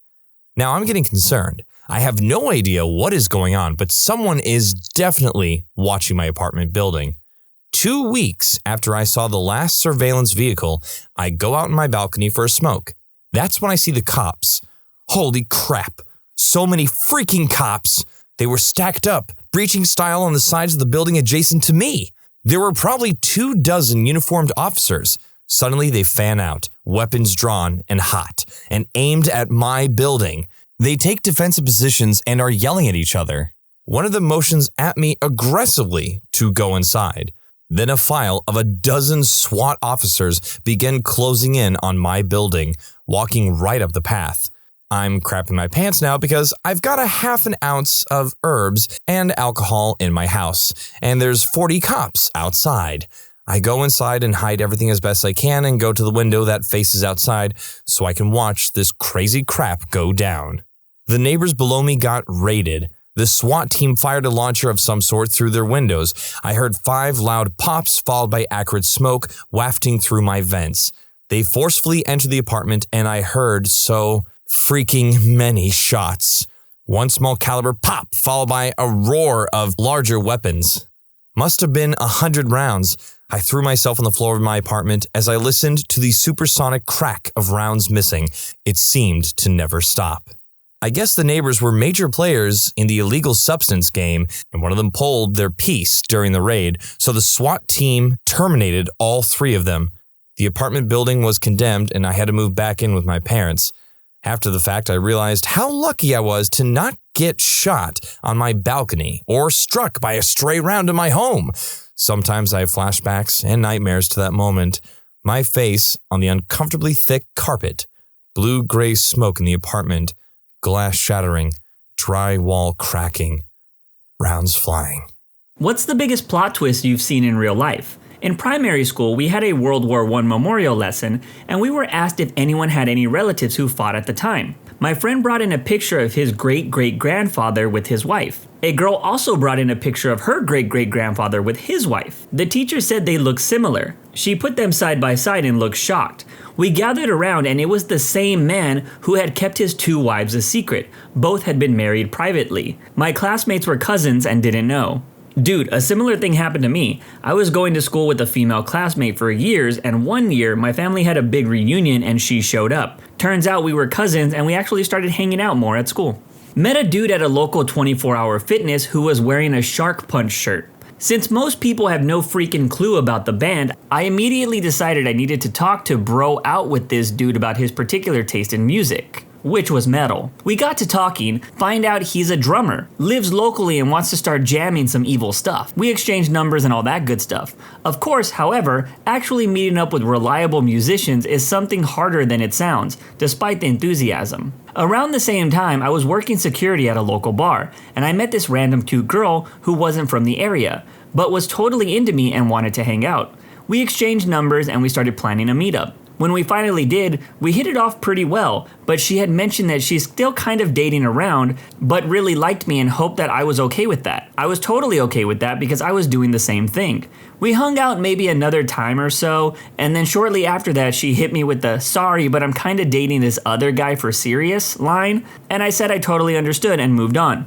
When Jim Guy and I finally managed to get together to jam, a friend of his was there to play bass with us. We got introduced, started talking about random stuff, when Jim Guy happened to mention to his buddy about this girl he was dating. He and I started sharing our similarities and preferences of people we've dated, and I asked him to see what she looked like. He's like, "Sorry dude, she doesn't have any social media or anything like that, but I have a video of her at some restaurant we went to a few weeks back." He shows me the video. "Ah man, she's cute. Yeah, I met her outside at some bar in LA. Dude, she really reminds me of this girl I was dating not too long ago. What's her name?" "Kim." "Wait, really? That's so weird. I was dating a girl named Kim too. What are the odds? Hold up. Does she have a Snapchat?" "Yeah, why?" At this moment, I started trying to find her on Snap. "Dude, what's her name on there?" My gym buddy's friend at this time starts looking at both of us. "Oh crap, oh crap, oh crap." "Kimbersleys." The friend starts dying of laughter at this point, and we both come to the realization that we are the same dudes she ended up leaving/staying with. But we still ended up jamming anyways. This was basically that episode of Friends where Joey and Ross date the same girl. Maybe this isn't that big, but here it goes. I'm a medic, and one morning we had a call for an older woman, in her 70s if I remember right. She was having cardiac issues, was in compensated shock from a very low heart rate. From the time we got to her home to the time we were in the ambulance, she had been getting worse. We paced her heart and she was doing good the rest of our whole ride to the hospital. About 16 hours later, we get called for a rollover car accident. Get there and we have one male in the vehicle, unresponsive. Vehicle is upside down off the road. We get him out and he's in very bad shape. He wasn't breathing, so we intubated him and off to the hospital we went. Almost at the hospital, which is 30 miles away, and he goes into traumatic cardiac arrest. He's dead when we get there. While we were on the way to the hospital, we found his wallet, since we didn't know who he was. We saw a badge and he was a retired police officer, and I remember from the morning our patient's husband was a retired police officer. He was on his way to see his wife. Unfortunately, he stopped by the bar first. While it wasn't my job, I went to the nurse to talk to the wife and let her know what happened. She thanked me for being there so much for her family that day. I had a similar experience to this one. We had an old couple in different wards in our hospital. I was treating the wife on my geriatric station. On one of my weekly night shifts, I responded to a CPR alarm to reanimate the husband. It didn't go successfully. I personally took my patient to see her husband for one last time. It was one of the most emotionally draining days of my residency. I have a coworker who we'll call Joe. Great guy who has an equally great wife. Over the years, and even prior to meeting Joe, multiple doctors told Nina she would be unable to get pregnant on her own due to problems with her ovaries and fallopian tubes. She and Joe decided that a child-free life was okay with them. So she and Joe got married and lived happily for 12 years. When they started out, they didn't have much, but as time passed, they progressed in their careers and made a nice living for themselves. Finally, they got to the point where they were comfortable enough to buy a sports car for themselves, something Joe always wanted to do. It was his first new off-the-lot car that he ever owned. Now, Joe and Nina were in their early 40s at the time and figured that they would just coast on into retirement. Well, about 6 months after they bought their brand new car, winter came. Nina got a case of the flu and just couldn't seem to shake it. She just felt run down and nauseous, just not herself. After about 3 weeks of this, she went to the doctor. The doctor asked if there was any possibility she could be pregnant. She laughed at him and said, "I've been married for 12 years now and haven't had so much as a scare of being pregnant. Multiple doctors said it's not going to happen for me, so there's no way." But her doctor said, "Humor me. Let me rule it out. Just do a urine test." Well, wanting to figure out what was actually wrong with her ASAP, Nina peed on the stick and you guessed it, pregnant. So in their 40s with 12 years of living, just the two of them, they were expecting. After the initial shock wore off, they were actually pretty excited even though they had to sell the new sports car, since a two-seater wasn't really going to be working for them. A few months later, their son John came into the world the usual way, happy and a healthy baby. And still are today. John just finished his first year of high school, great kid and super smart too. You just never know what life's gonna throw at you. My sister's boyfriend decided he wanted to do more with his architecture skills, so he gave a 2 weeks notice and moved to Haiti to help rebuild after the earthquake. They stayed together. He would send her long emails with photos and stories of what they were doing. This went on for a couple of months. One offhanded tip from a coworker, and a week of digging later, it turns out that he never went to Haiti. He moved to Seattle to be with his fiancée and partner of 9 years. This same thing happened to the mother of my friend growing up. She was dating a guy for a few years and things were getting pretty serious. Then one day he goes on holiday to visit his parents in Argentina. She goes to meet him at the airport when he's due to come home and there's no sign of him for hours. So she calls him and he says he's contracted a serious illness in Argentina and he isn't well enough to fly back, and basically says that he doesn't have long to live. She panics and phones him every day to see how he is. He starts avoiding her calls, and after about a week of not responding, she thinks it's the worst and contacts the police, who trace his credit card use to London, where he lives. They find an address that it's linked to, and then she starts doing some digging.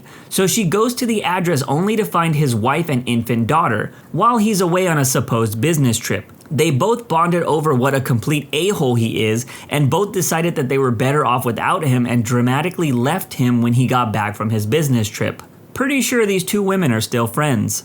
It's crazy that there are some people out there that can't even land partners in this world, but there are others that have like 5 secret families. The Matrix is really throwing around the stats in the create a player mode.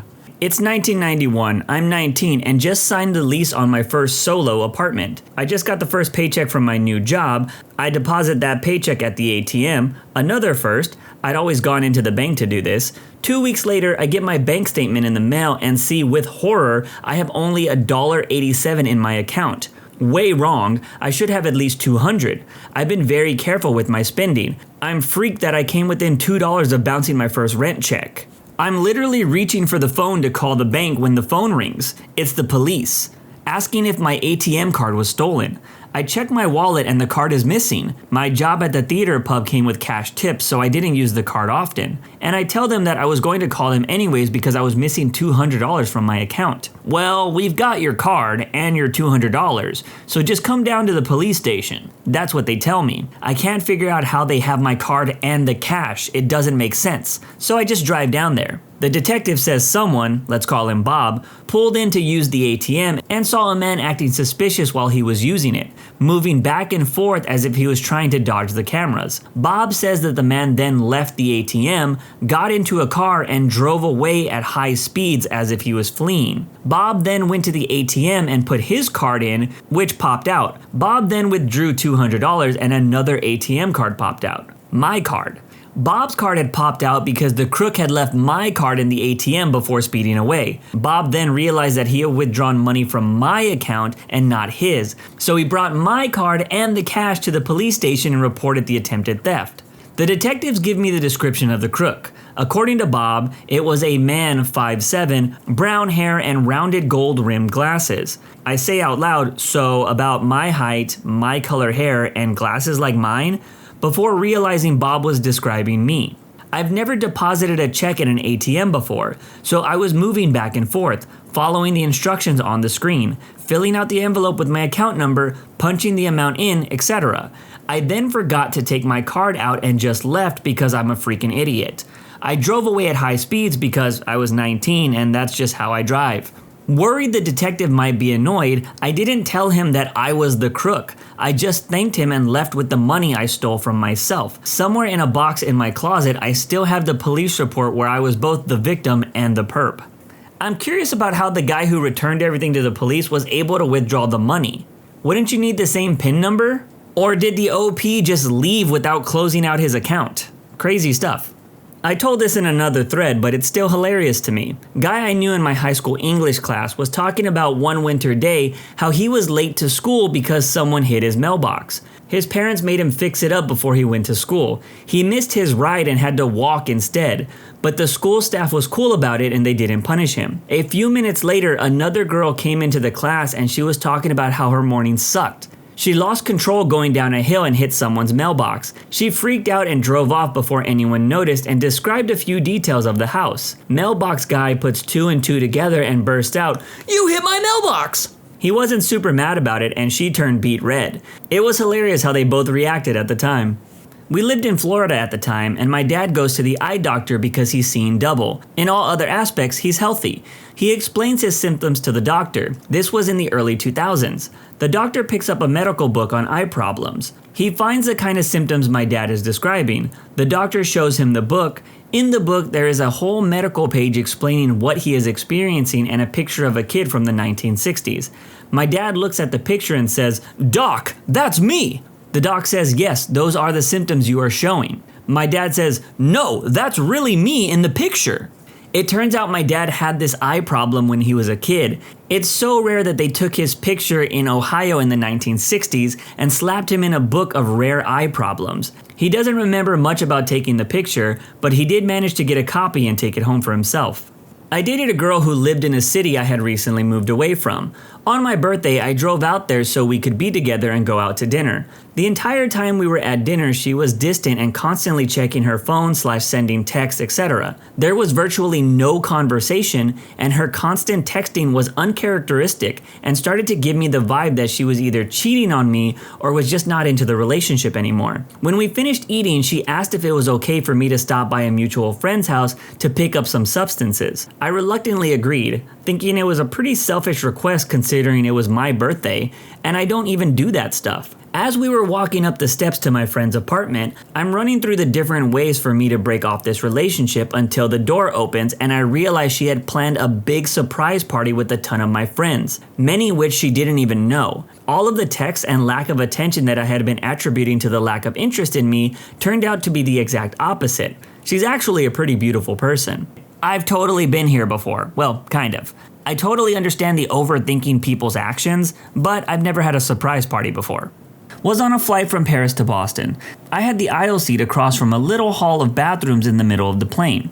At one point, a man from a few rows up goes into a bathroom and after a couple of minutes comes out and is just standing in the aisle. So it gets my attention. He keeps going in and coming back out looking up towards where he was sitting. I see a woman sitting next to his empty seat shake her head at him, but he doesn't give up. Finally, after 5 times of coming in and out, he finally gets the woman to come back there. The lights are out and most of the plane is sleeping. They start making out in the bathroom hallway before he goes into one and pulls her in with him. They are in there for quite a while and then he comes out and goes back to his seat and a few minutes later she comes out and does the same. They are really flirty in their seats and about an hour later repeat this. The man goes in and she joins him. They end up doing this 3 times throughout the flight. My husband who is sitting next to me has caught on to what they are doing as well, and we make a joke about how they must be newlyweds on their honeymoon. We get off the plane and the woman is standing there at her gate waiting and the man is nowhere in sight. As the people from the back of the plane get off, a completely different man goes up to her and gives her a kiss on the lips and asks her if she was able to get any sleep on the flight and he calls her dear. They then walk off to the luggage area with their arms around each other. So apparently what we thought was this adventurous newlywed couple was actually a woman hooking up with her seatmate while her husband was sitting in the back of the plane. Maybe it's a thing they do, maybe they were swingers. I really hope so because that's rank otherwise. My only thought while listening to this story was, how did they get away with it 3 times?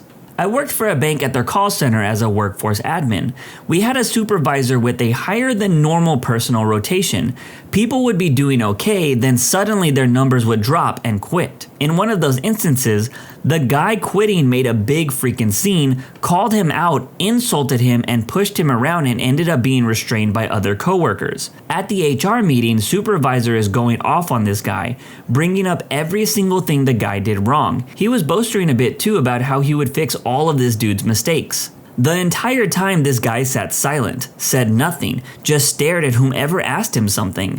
When the HR rep asked if he had anything to add, he pulled out a tape recorder and just played recording after recording. Of what, you ask?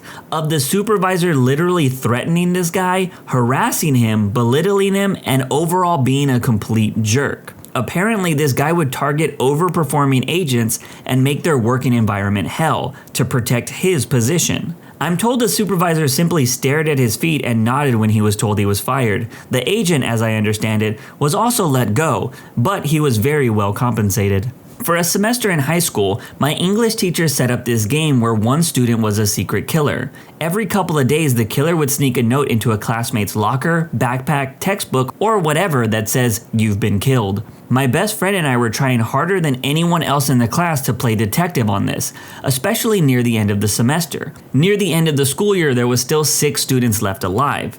They took the last 6 students who were alive and brought them into the front of the class one at a time, so we could all debate if he or she was the killer or not, and the person could plead their case. The teacher brings up my friend and says, "Okay, tell us what happened." And my friend just starts explaining on how he had to be really sneaky on this. So there was a good 20 seconds where I just didn't understand what he was talking about.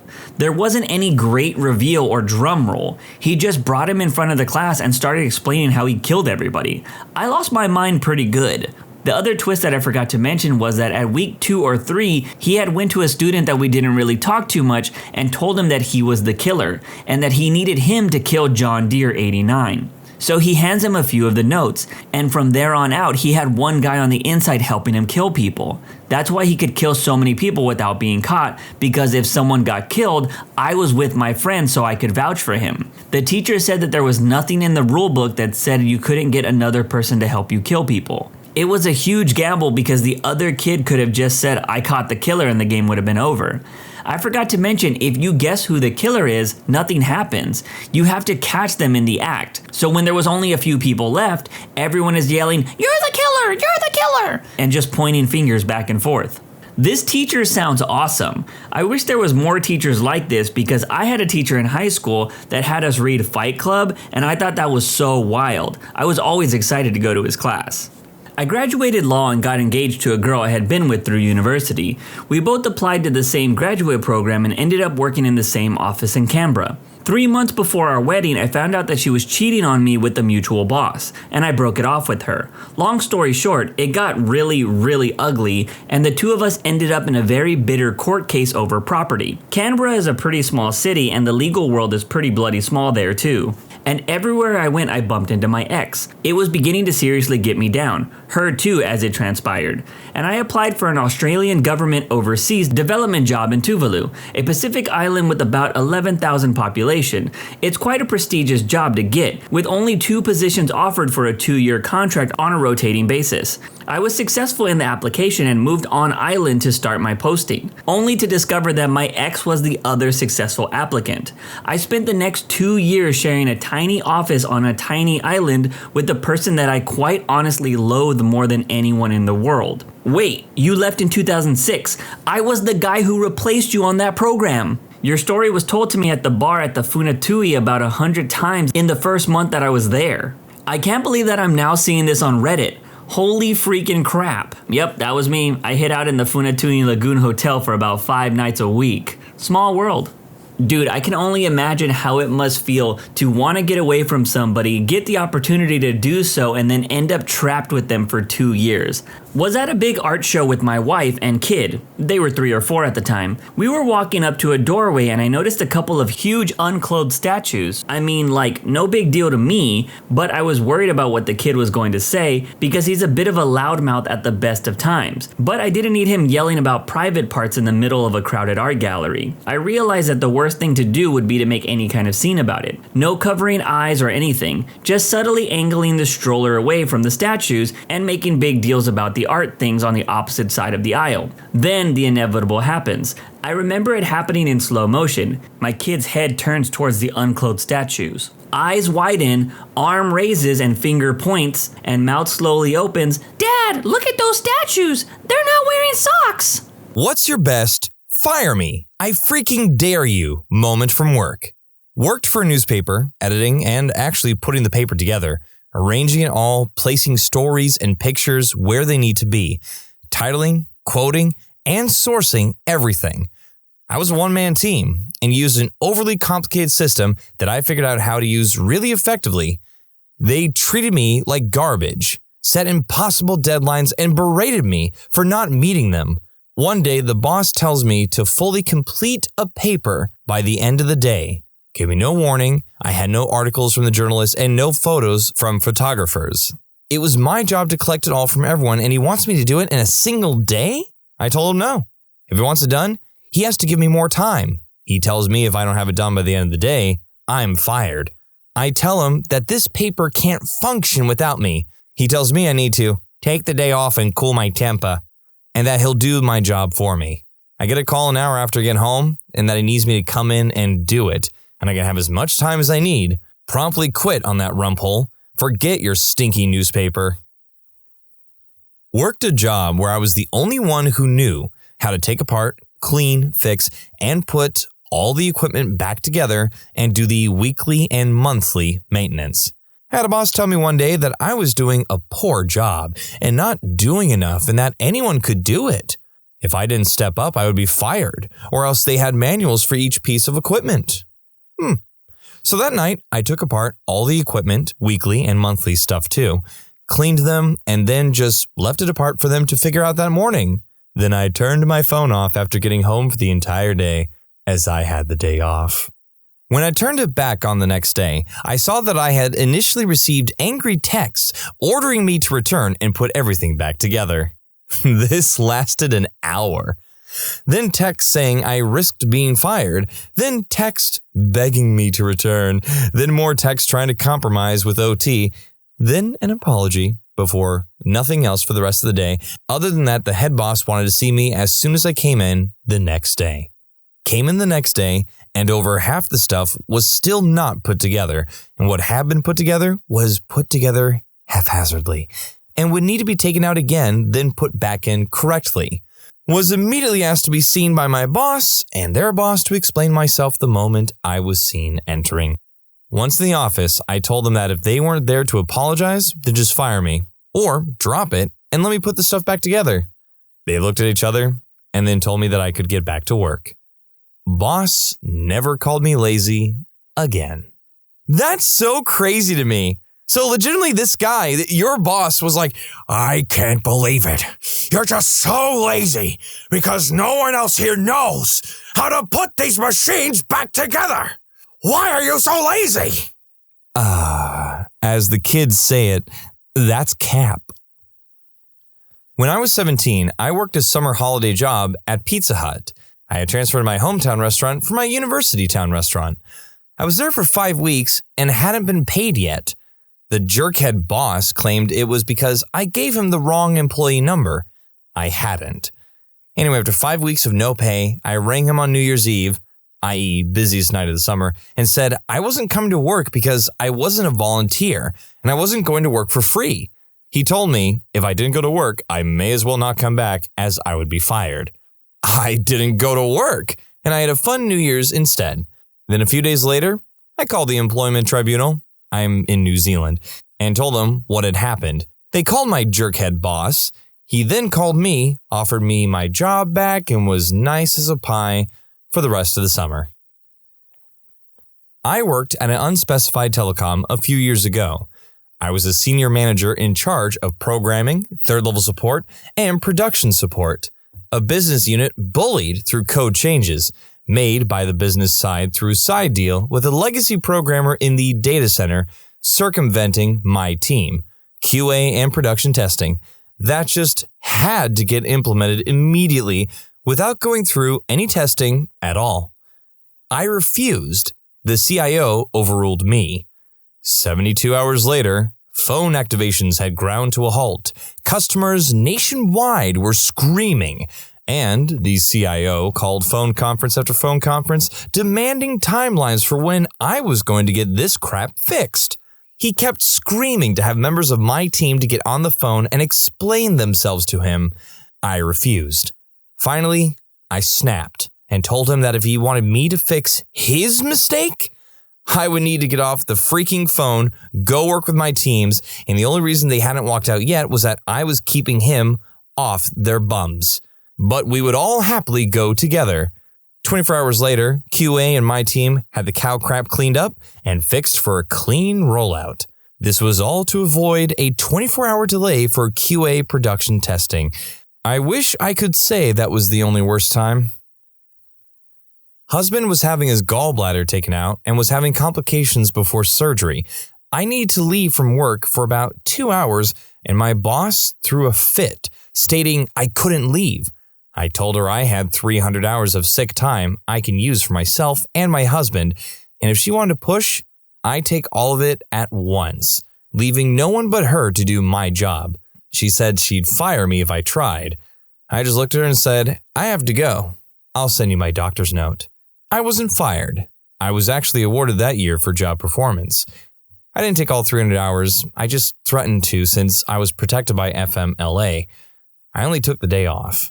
I don't know if anyone else got that vibe when she said, I have to go, I'll send you my doctor's note. It was such a CSI moment, just, I have to go, I'll send you my doctor's note.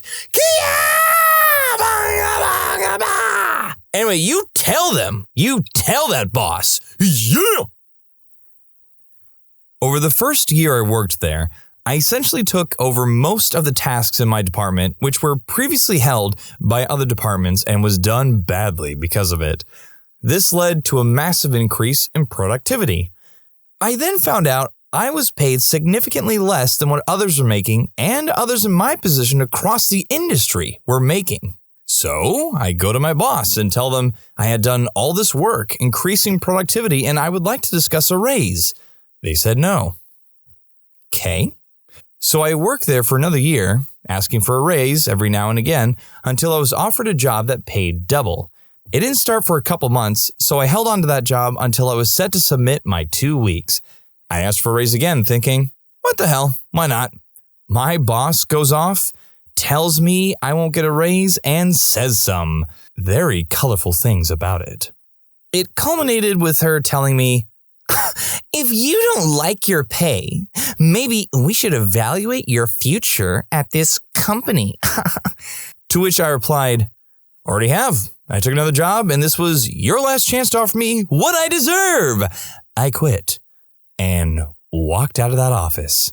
Friends told me that my sudden departure caused a massive backup of work that ended with my manager being fired for it.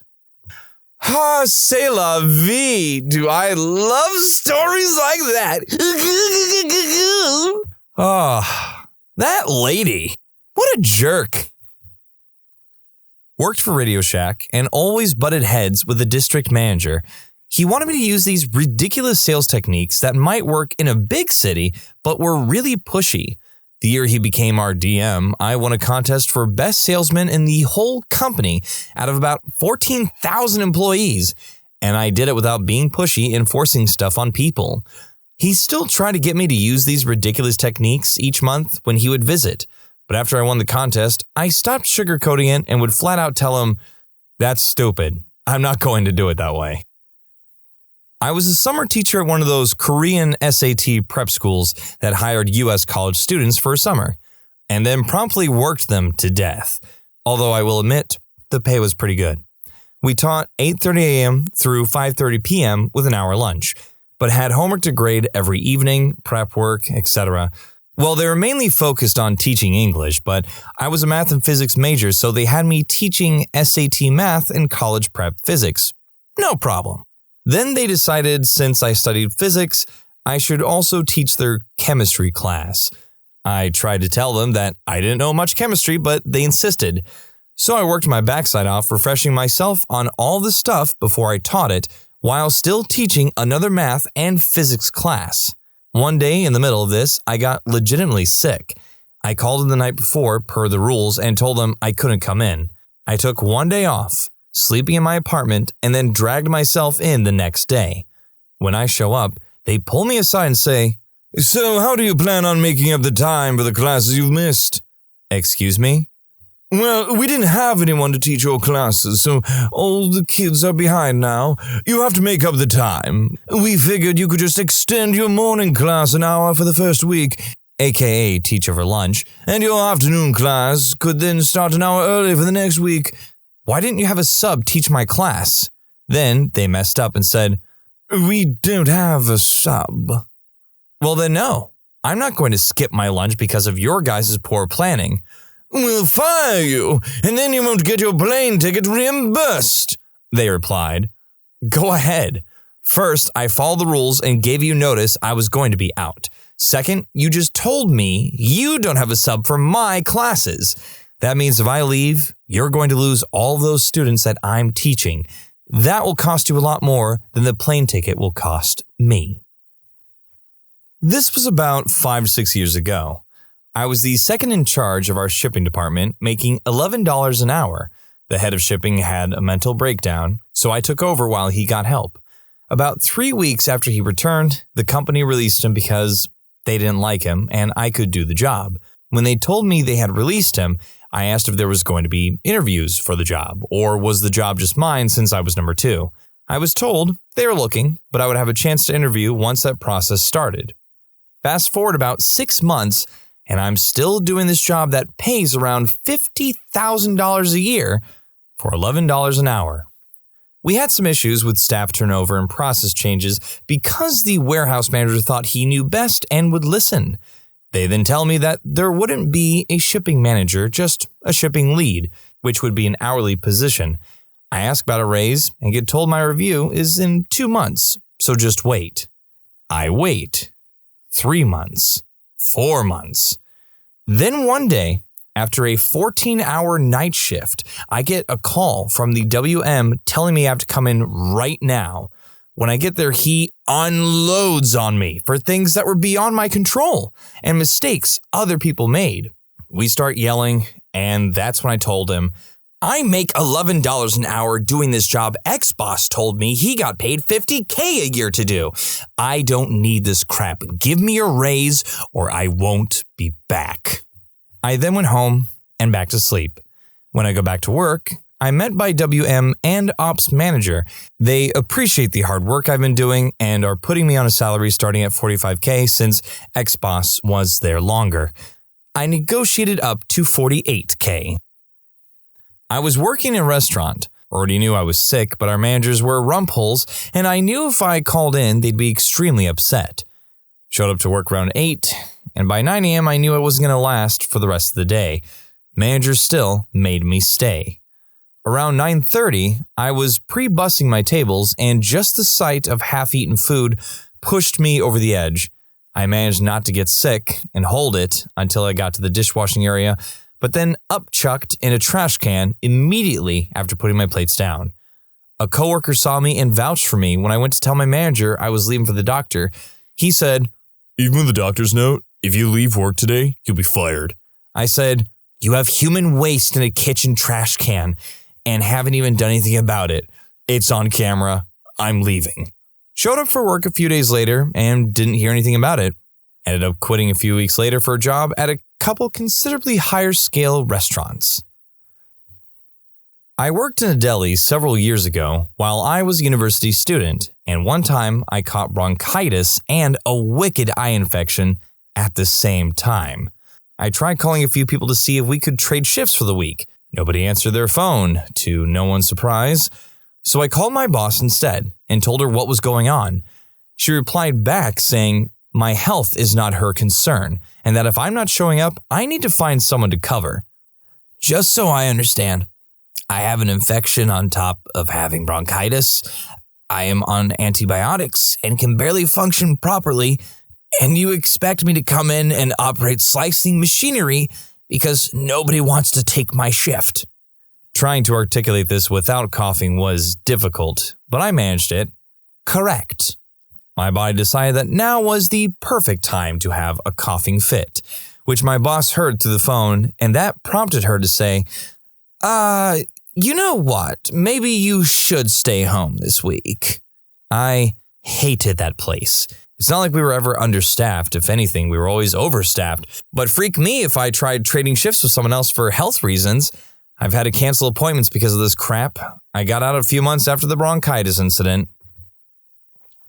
I was elbows deep in an AT&T Unix machine that should have been replaced a decade before, parts strewn all over a desk when the client came in to see what was taking me so long. You've got 3 dead fans, one of the power supplies has failed, there's a bad CMOS battery, and the video card is glitchy and refusing to allow the machine to post sometimes. So how long is that going to take? 15 minutes? I could patch things up in a couple of hours, but I'm going to have to come back in a few days with new parts. If you can't fix it in the next half hour, you're fired. I'll find someone that knows what they're doing. I stood up, grabbed my tools, and started walking. Where are you going? I told you how long it would take. That's longer than a half hour, so I guess I'm fired. My firing lasted about 3 more steps towards the door. 2004. Worked at a municipality department. One day the programmers update the work PCs and block pretty much everything and anything. No internet at all. No authorization for installing anything. All games removed from Windows. They even removed the calculator function for some reason. Then the supervisors started moving coworkers around and my entire team was dispersed across a gigantic building for no reason. We were the top team in terms of results. The supervisors simply hated our guts for some reason. So me and one of my coworkers tried to devise some way to have communication without having to travel for 5 minutes each time, across the building and down a floor, just to get to each other's desk and ask a simple yes or no question. We do this during our lunch break. Our supervisor interrupts and asks what we're doing. We explain we're trying to save time and maximize communication and results. The supervisor, who doesn't like us anyway, says we should get back to work and quit trying to communicate through unauthorized means. Okay, we simply stopped trying to install Messenger on our phones. One day later, the supervisor is looking for my coworker. I don't know where he is. I say so. Well, then contact him through your Messenger program. The one you told us to quit installing? Yes. We gave up on that. On your orders. She tried to get me fired for refusing to obey basic orders. I explained the situation to her superior. He let me get back to work and told me to ignore her from then on. I moved to a better post a few months later because she made my life unbearable from that day on, and I finally went and told the upper floor they'll either move me elsewhere or I quit. As I was studying in Paris, I also worked night shifts in a hotel near the Hôtel de Ville district. I worked from 8 p.m. to 8 a.m. several nights in a row. The hotel was very busy as it was a very touristic area, so getting 4 hours of sleep over the total 4 to 5 nights was usual. It happened several times a week that the hotel manager simply forgot to relieve me in the morning, so I'd be falling asleep on the counter as they came 2 or 3 hours late. When I politely remarked that I'm tired and they're late again, he'd simply laugh it off and say, I guess we forgot about you. Finally, I decided to pass a job interview for some other work that essentially happened during the day, so I'd finally sleep my nights. When I found out that they accepted me in that new job, I waited until my shift should have started that Friday evening and phoned that manager waiting for me to relieve him at the desk.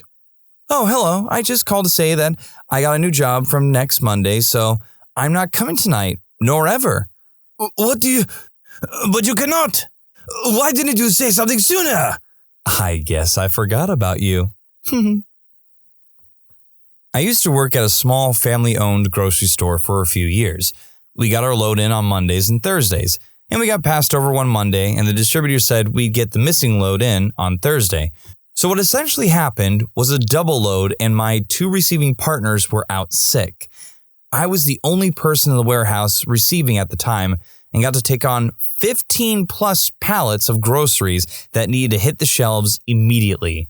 I was specifically told to not go up front and to do what I could while the front end crew covered the aisles and cash registers. Well, a lot of them were either lazy, untrained, or just putting in their hours so they could pay bills. I put in my earbud, just one, and get to work. I'm halfway through checking the pallets when I get called up front, so I ignore it and continue.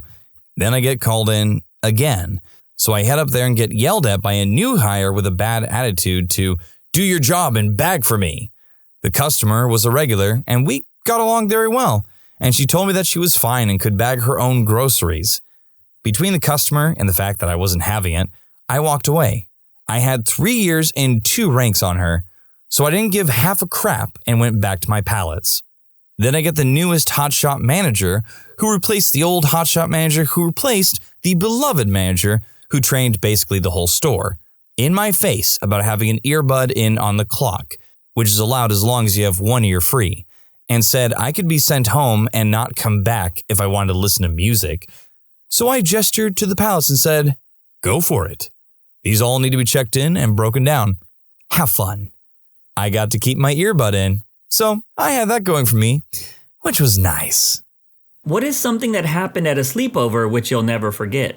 My friend got an inappropriate text from his mom that was meant for her boyfriend.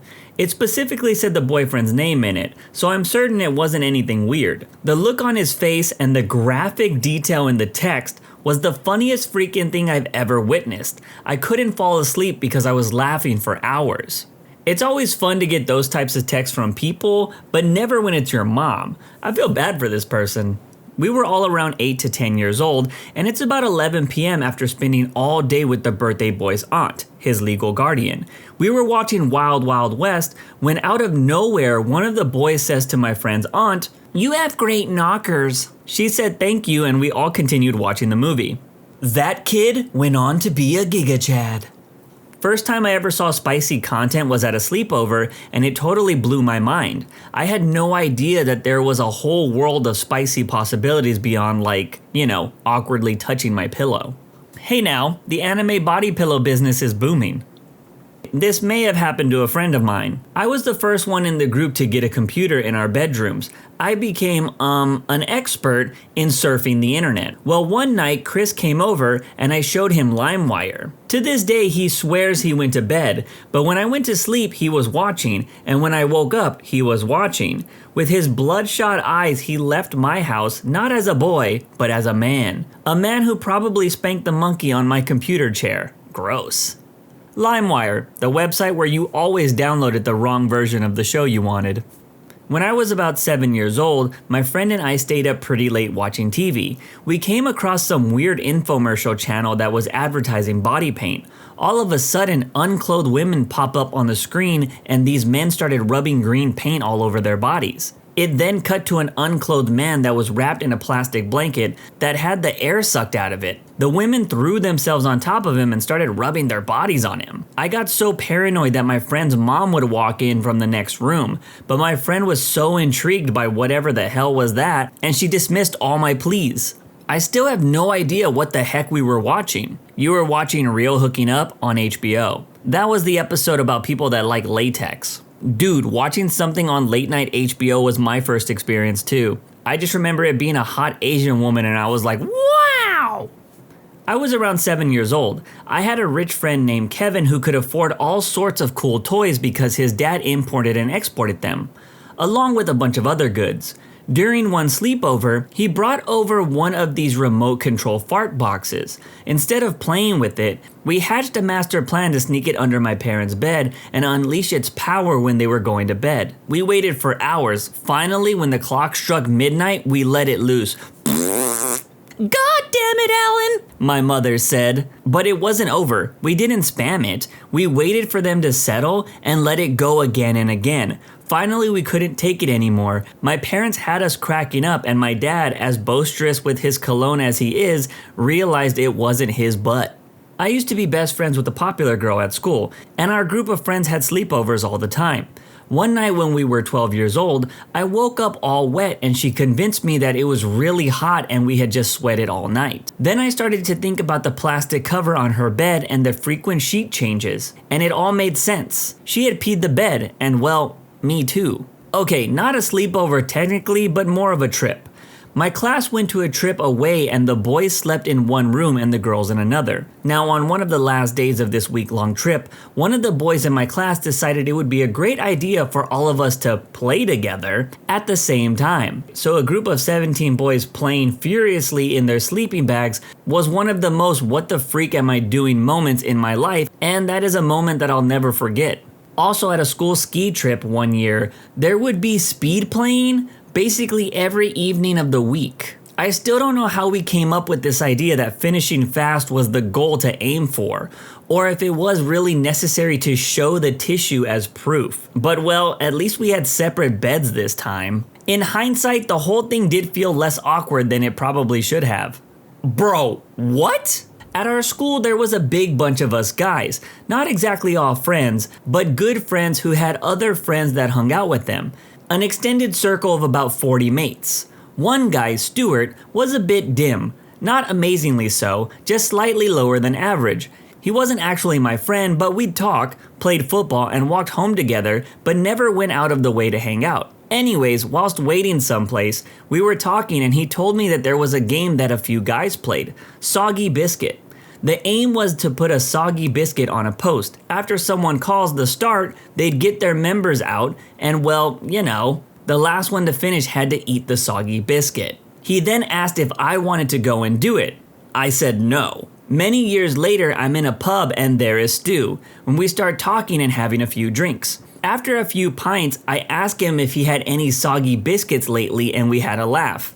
He thanked me for not telling others about it and not dropping him as a mate.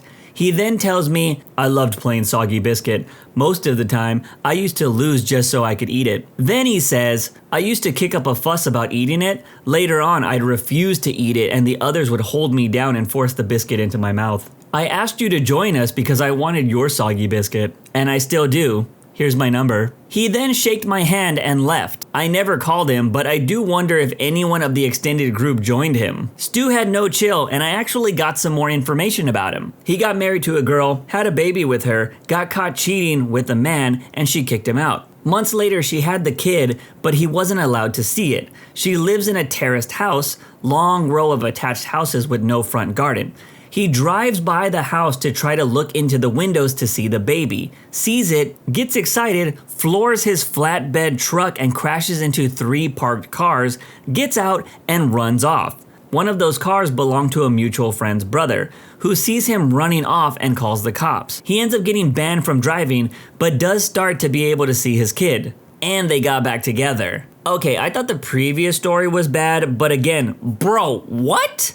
Also, where was the sleepover? When I was 7 years old, me and my best friend had heard gunshots outside of his house late one night. It wasn't a completely unusual occurrence, so we didn't think much of it until we went outside the morning after and found his dog had been hit by one of the bullets. Family friends moved to a farm in rural Wisconsin because they thought living on a farm would be fun. The high school kids would drive around the county getting wasted and shooting people's dogs. Because, you know, country folk are normal people. Luckily, their dog only had their leg blown off. When they were finally caught, they had killed over 25 dogs and injured a bunch more. That's some psychopathic stuff right there. You think that's weird? When I was in the 8th grade, a new kid joined in the middle of the year. He was all kinds of awkward. He liked to wear pink shirts and talk about dissecting animals. Someone called him on his apparent BS and found out that he had been catching birds and squirrels to mess with. They straight up told the school on him, so they searched his house and found a crap ton of dead animals, including birds wrapped in duct tape, that were still alive when he did it. I just don't get how messed up people can get. I used to light popsicle sticks on fire and drop them in the tub. Real tough kid I was. Okay, well, I just want to say I hope those country kids got shown the country justice after hurting those dogs. As for that last kid, I'm pretty sure that's how the show Dexter started off. The serial killer, not the laboratory. When I was a kid, my mom had a friend who would always bring her son over to hang out. Anyways, they arranged a sleepover for us that he was especially stoked about. So when it's lights out, he almost immediately starts crying. He kept saying my mom wanted a girl over and over. I'm still not sure what the hell happened. Staying the night at a friend's house with a bunch of our buddies, when we were all in our mid-teens. We're all sleeping on the floor in this large room, fairly spaced apart. Almost zero light. The slightly older sister of a friend whose house it was had been flirting with one of the guys all night, and while we were asleep, she snuck into the room. I think I was the only one still awake.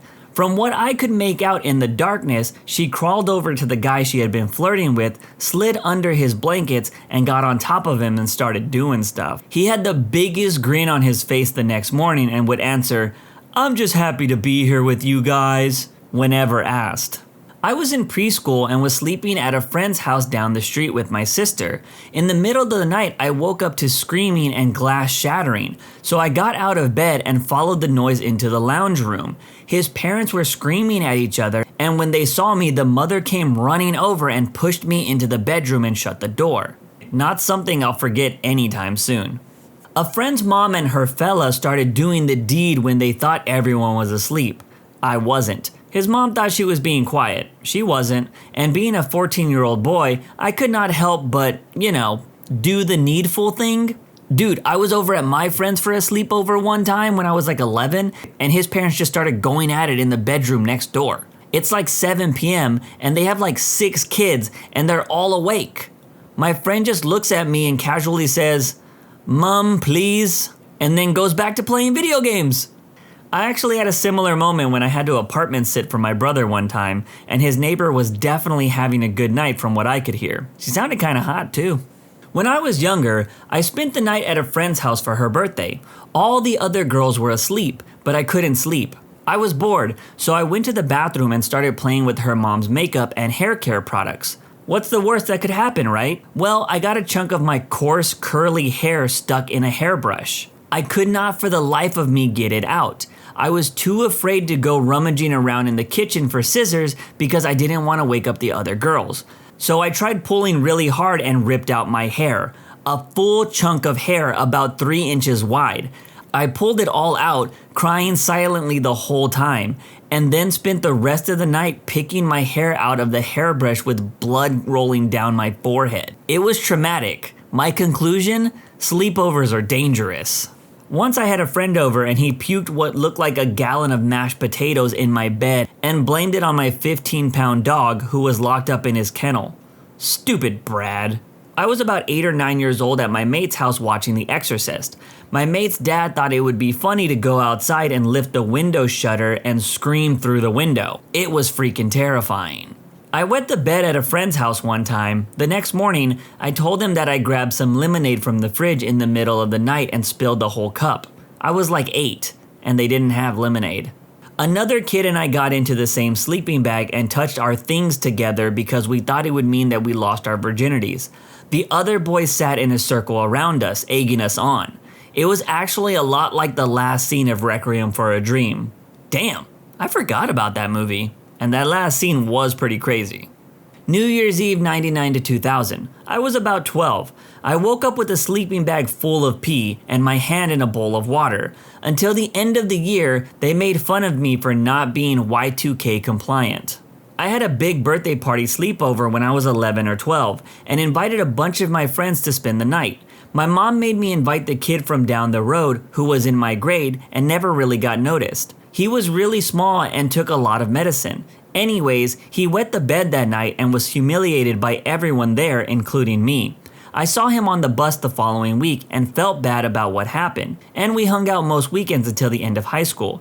He told me that he had a liver transplant in kindergarten and was facing some serious health threats in the future. And last summer his liver failed and he passed away in hospice care at the age of 25. We lost touch after high school, which is what happened with most of my old friends. He messaged me on Facebook this time last year, wanting to catch up. We chatted for a bit and I told him that I would visit him the next time I was in town. He didn't say anything about his failing health, and I wish he had. I would have made a special trip back home to see him. It's been a year and I've been thinking about him more than usual lately. I miss him a lot.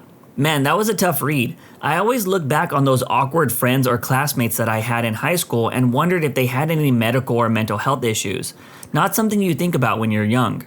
Not particularly eventful or spicy, but when I was in middle school, my friend had a birthday sleepover with about 8 or 10 girls. Around 10 p.m., we decided to all sneak out and go TP some boy's house. We go and TP the house.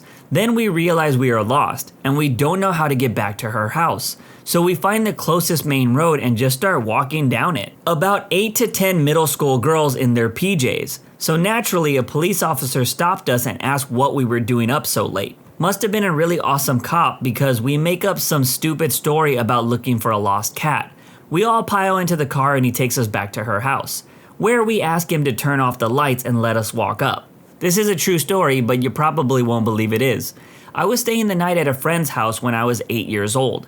My foster brother was there too. My friend asks if we want to see a cool trick. We say yes.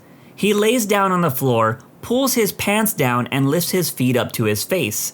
He's wearing tighty whities. But what happens next is so crystal clear in my memory. He farts and a small black spot about the size of a dime begins to darken by his butt. Then it gets darker and a hole appears before my eyes. He burnt a hole through his underwear with his fart. See, I told you wouldn't believe me. I didn't believe it either. We told him to do it again, and he did. This time I watched very closely, and after a minute of him getting a fart ready, he lets loose the same quiet fart with the short and the fresh pair of briefs began to darken. My foster brother and I are standing by, watching this feat with scientific scrutiny. The dime-sized spot goes darker and darker, but it doesn't look wet. There's no flame, though it looked like I was watching something burn in the sun. You know how sunlight makes flames nearly invisible? That's how this fart looked by the light of the bedroom lamp. So then the hole forms and all of this takes place in just 4 or 5 seconds. There is a little smoke, though I may have imagined it. The smell is like a fart plus hot rubber. My foster brother and I deliberated and requested a third demonstration. He says he shouldn't because his mom gets mad when he burns holes in his underwear. It's not aliens or ghosts or Bigfoot. It's a young boy with the ability to burn a hole through his cotton underwear with his flatulence. And I swear to God that it's true. Another odd thing was that his brother came in an hour earlier and offered us toothpaste. When we declined, he shrugged and ate a third of the tube in one squeeze. I'm sure I already said this a bunch this video, but bro, what? This one time my high school friend jumped from a 3rd floor and fell into a coma. We were having a guys' night, getting wasted, everything was normal. My friend and his cousin decided to light up some herb. My phone rang and it was my friend's mom. She wanted to talk to him since his phone was out of battery. He was sitting on the couch and I was heading towards him with my phone in my hand. When he saw me heading for him, he freaked the freak out like he saw some kind of demon or monster or something and ran to the balcony and just jumped. He hit his head on a tree going down and fell into a coma and was out for 2 years and a bit. He ended up waking up one day like everything was normal, but he ended up dying a few hours later due to organ failure. His parents blame me since they believe I was the one that handed him the stuff and all that, and that I was the one to blame for inducing the fear that made him jump. My conscience is clear, but what I had to go through to not be seen as responsible, police, family, his and mine, friends and colleagues, was hell. Damn, that's a crazy story, but am I the only person who had a childhood that didn't involve getting wasted? My best friend was a very tomboyish girl, and one time when I was younger, I was sleeping over at her house. This time, 2 of her attractive female cousins happened to be there for the evening as well.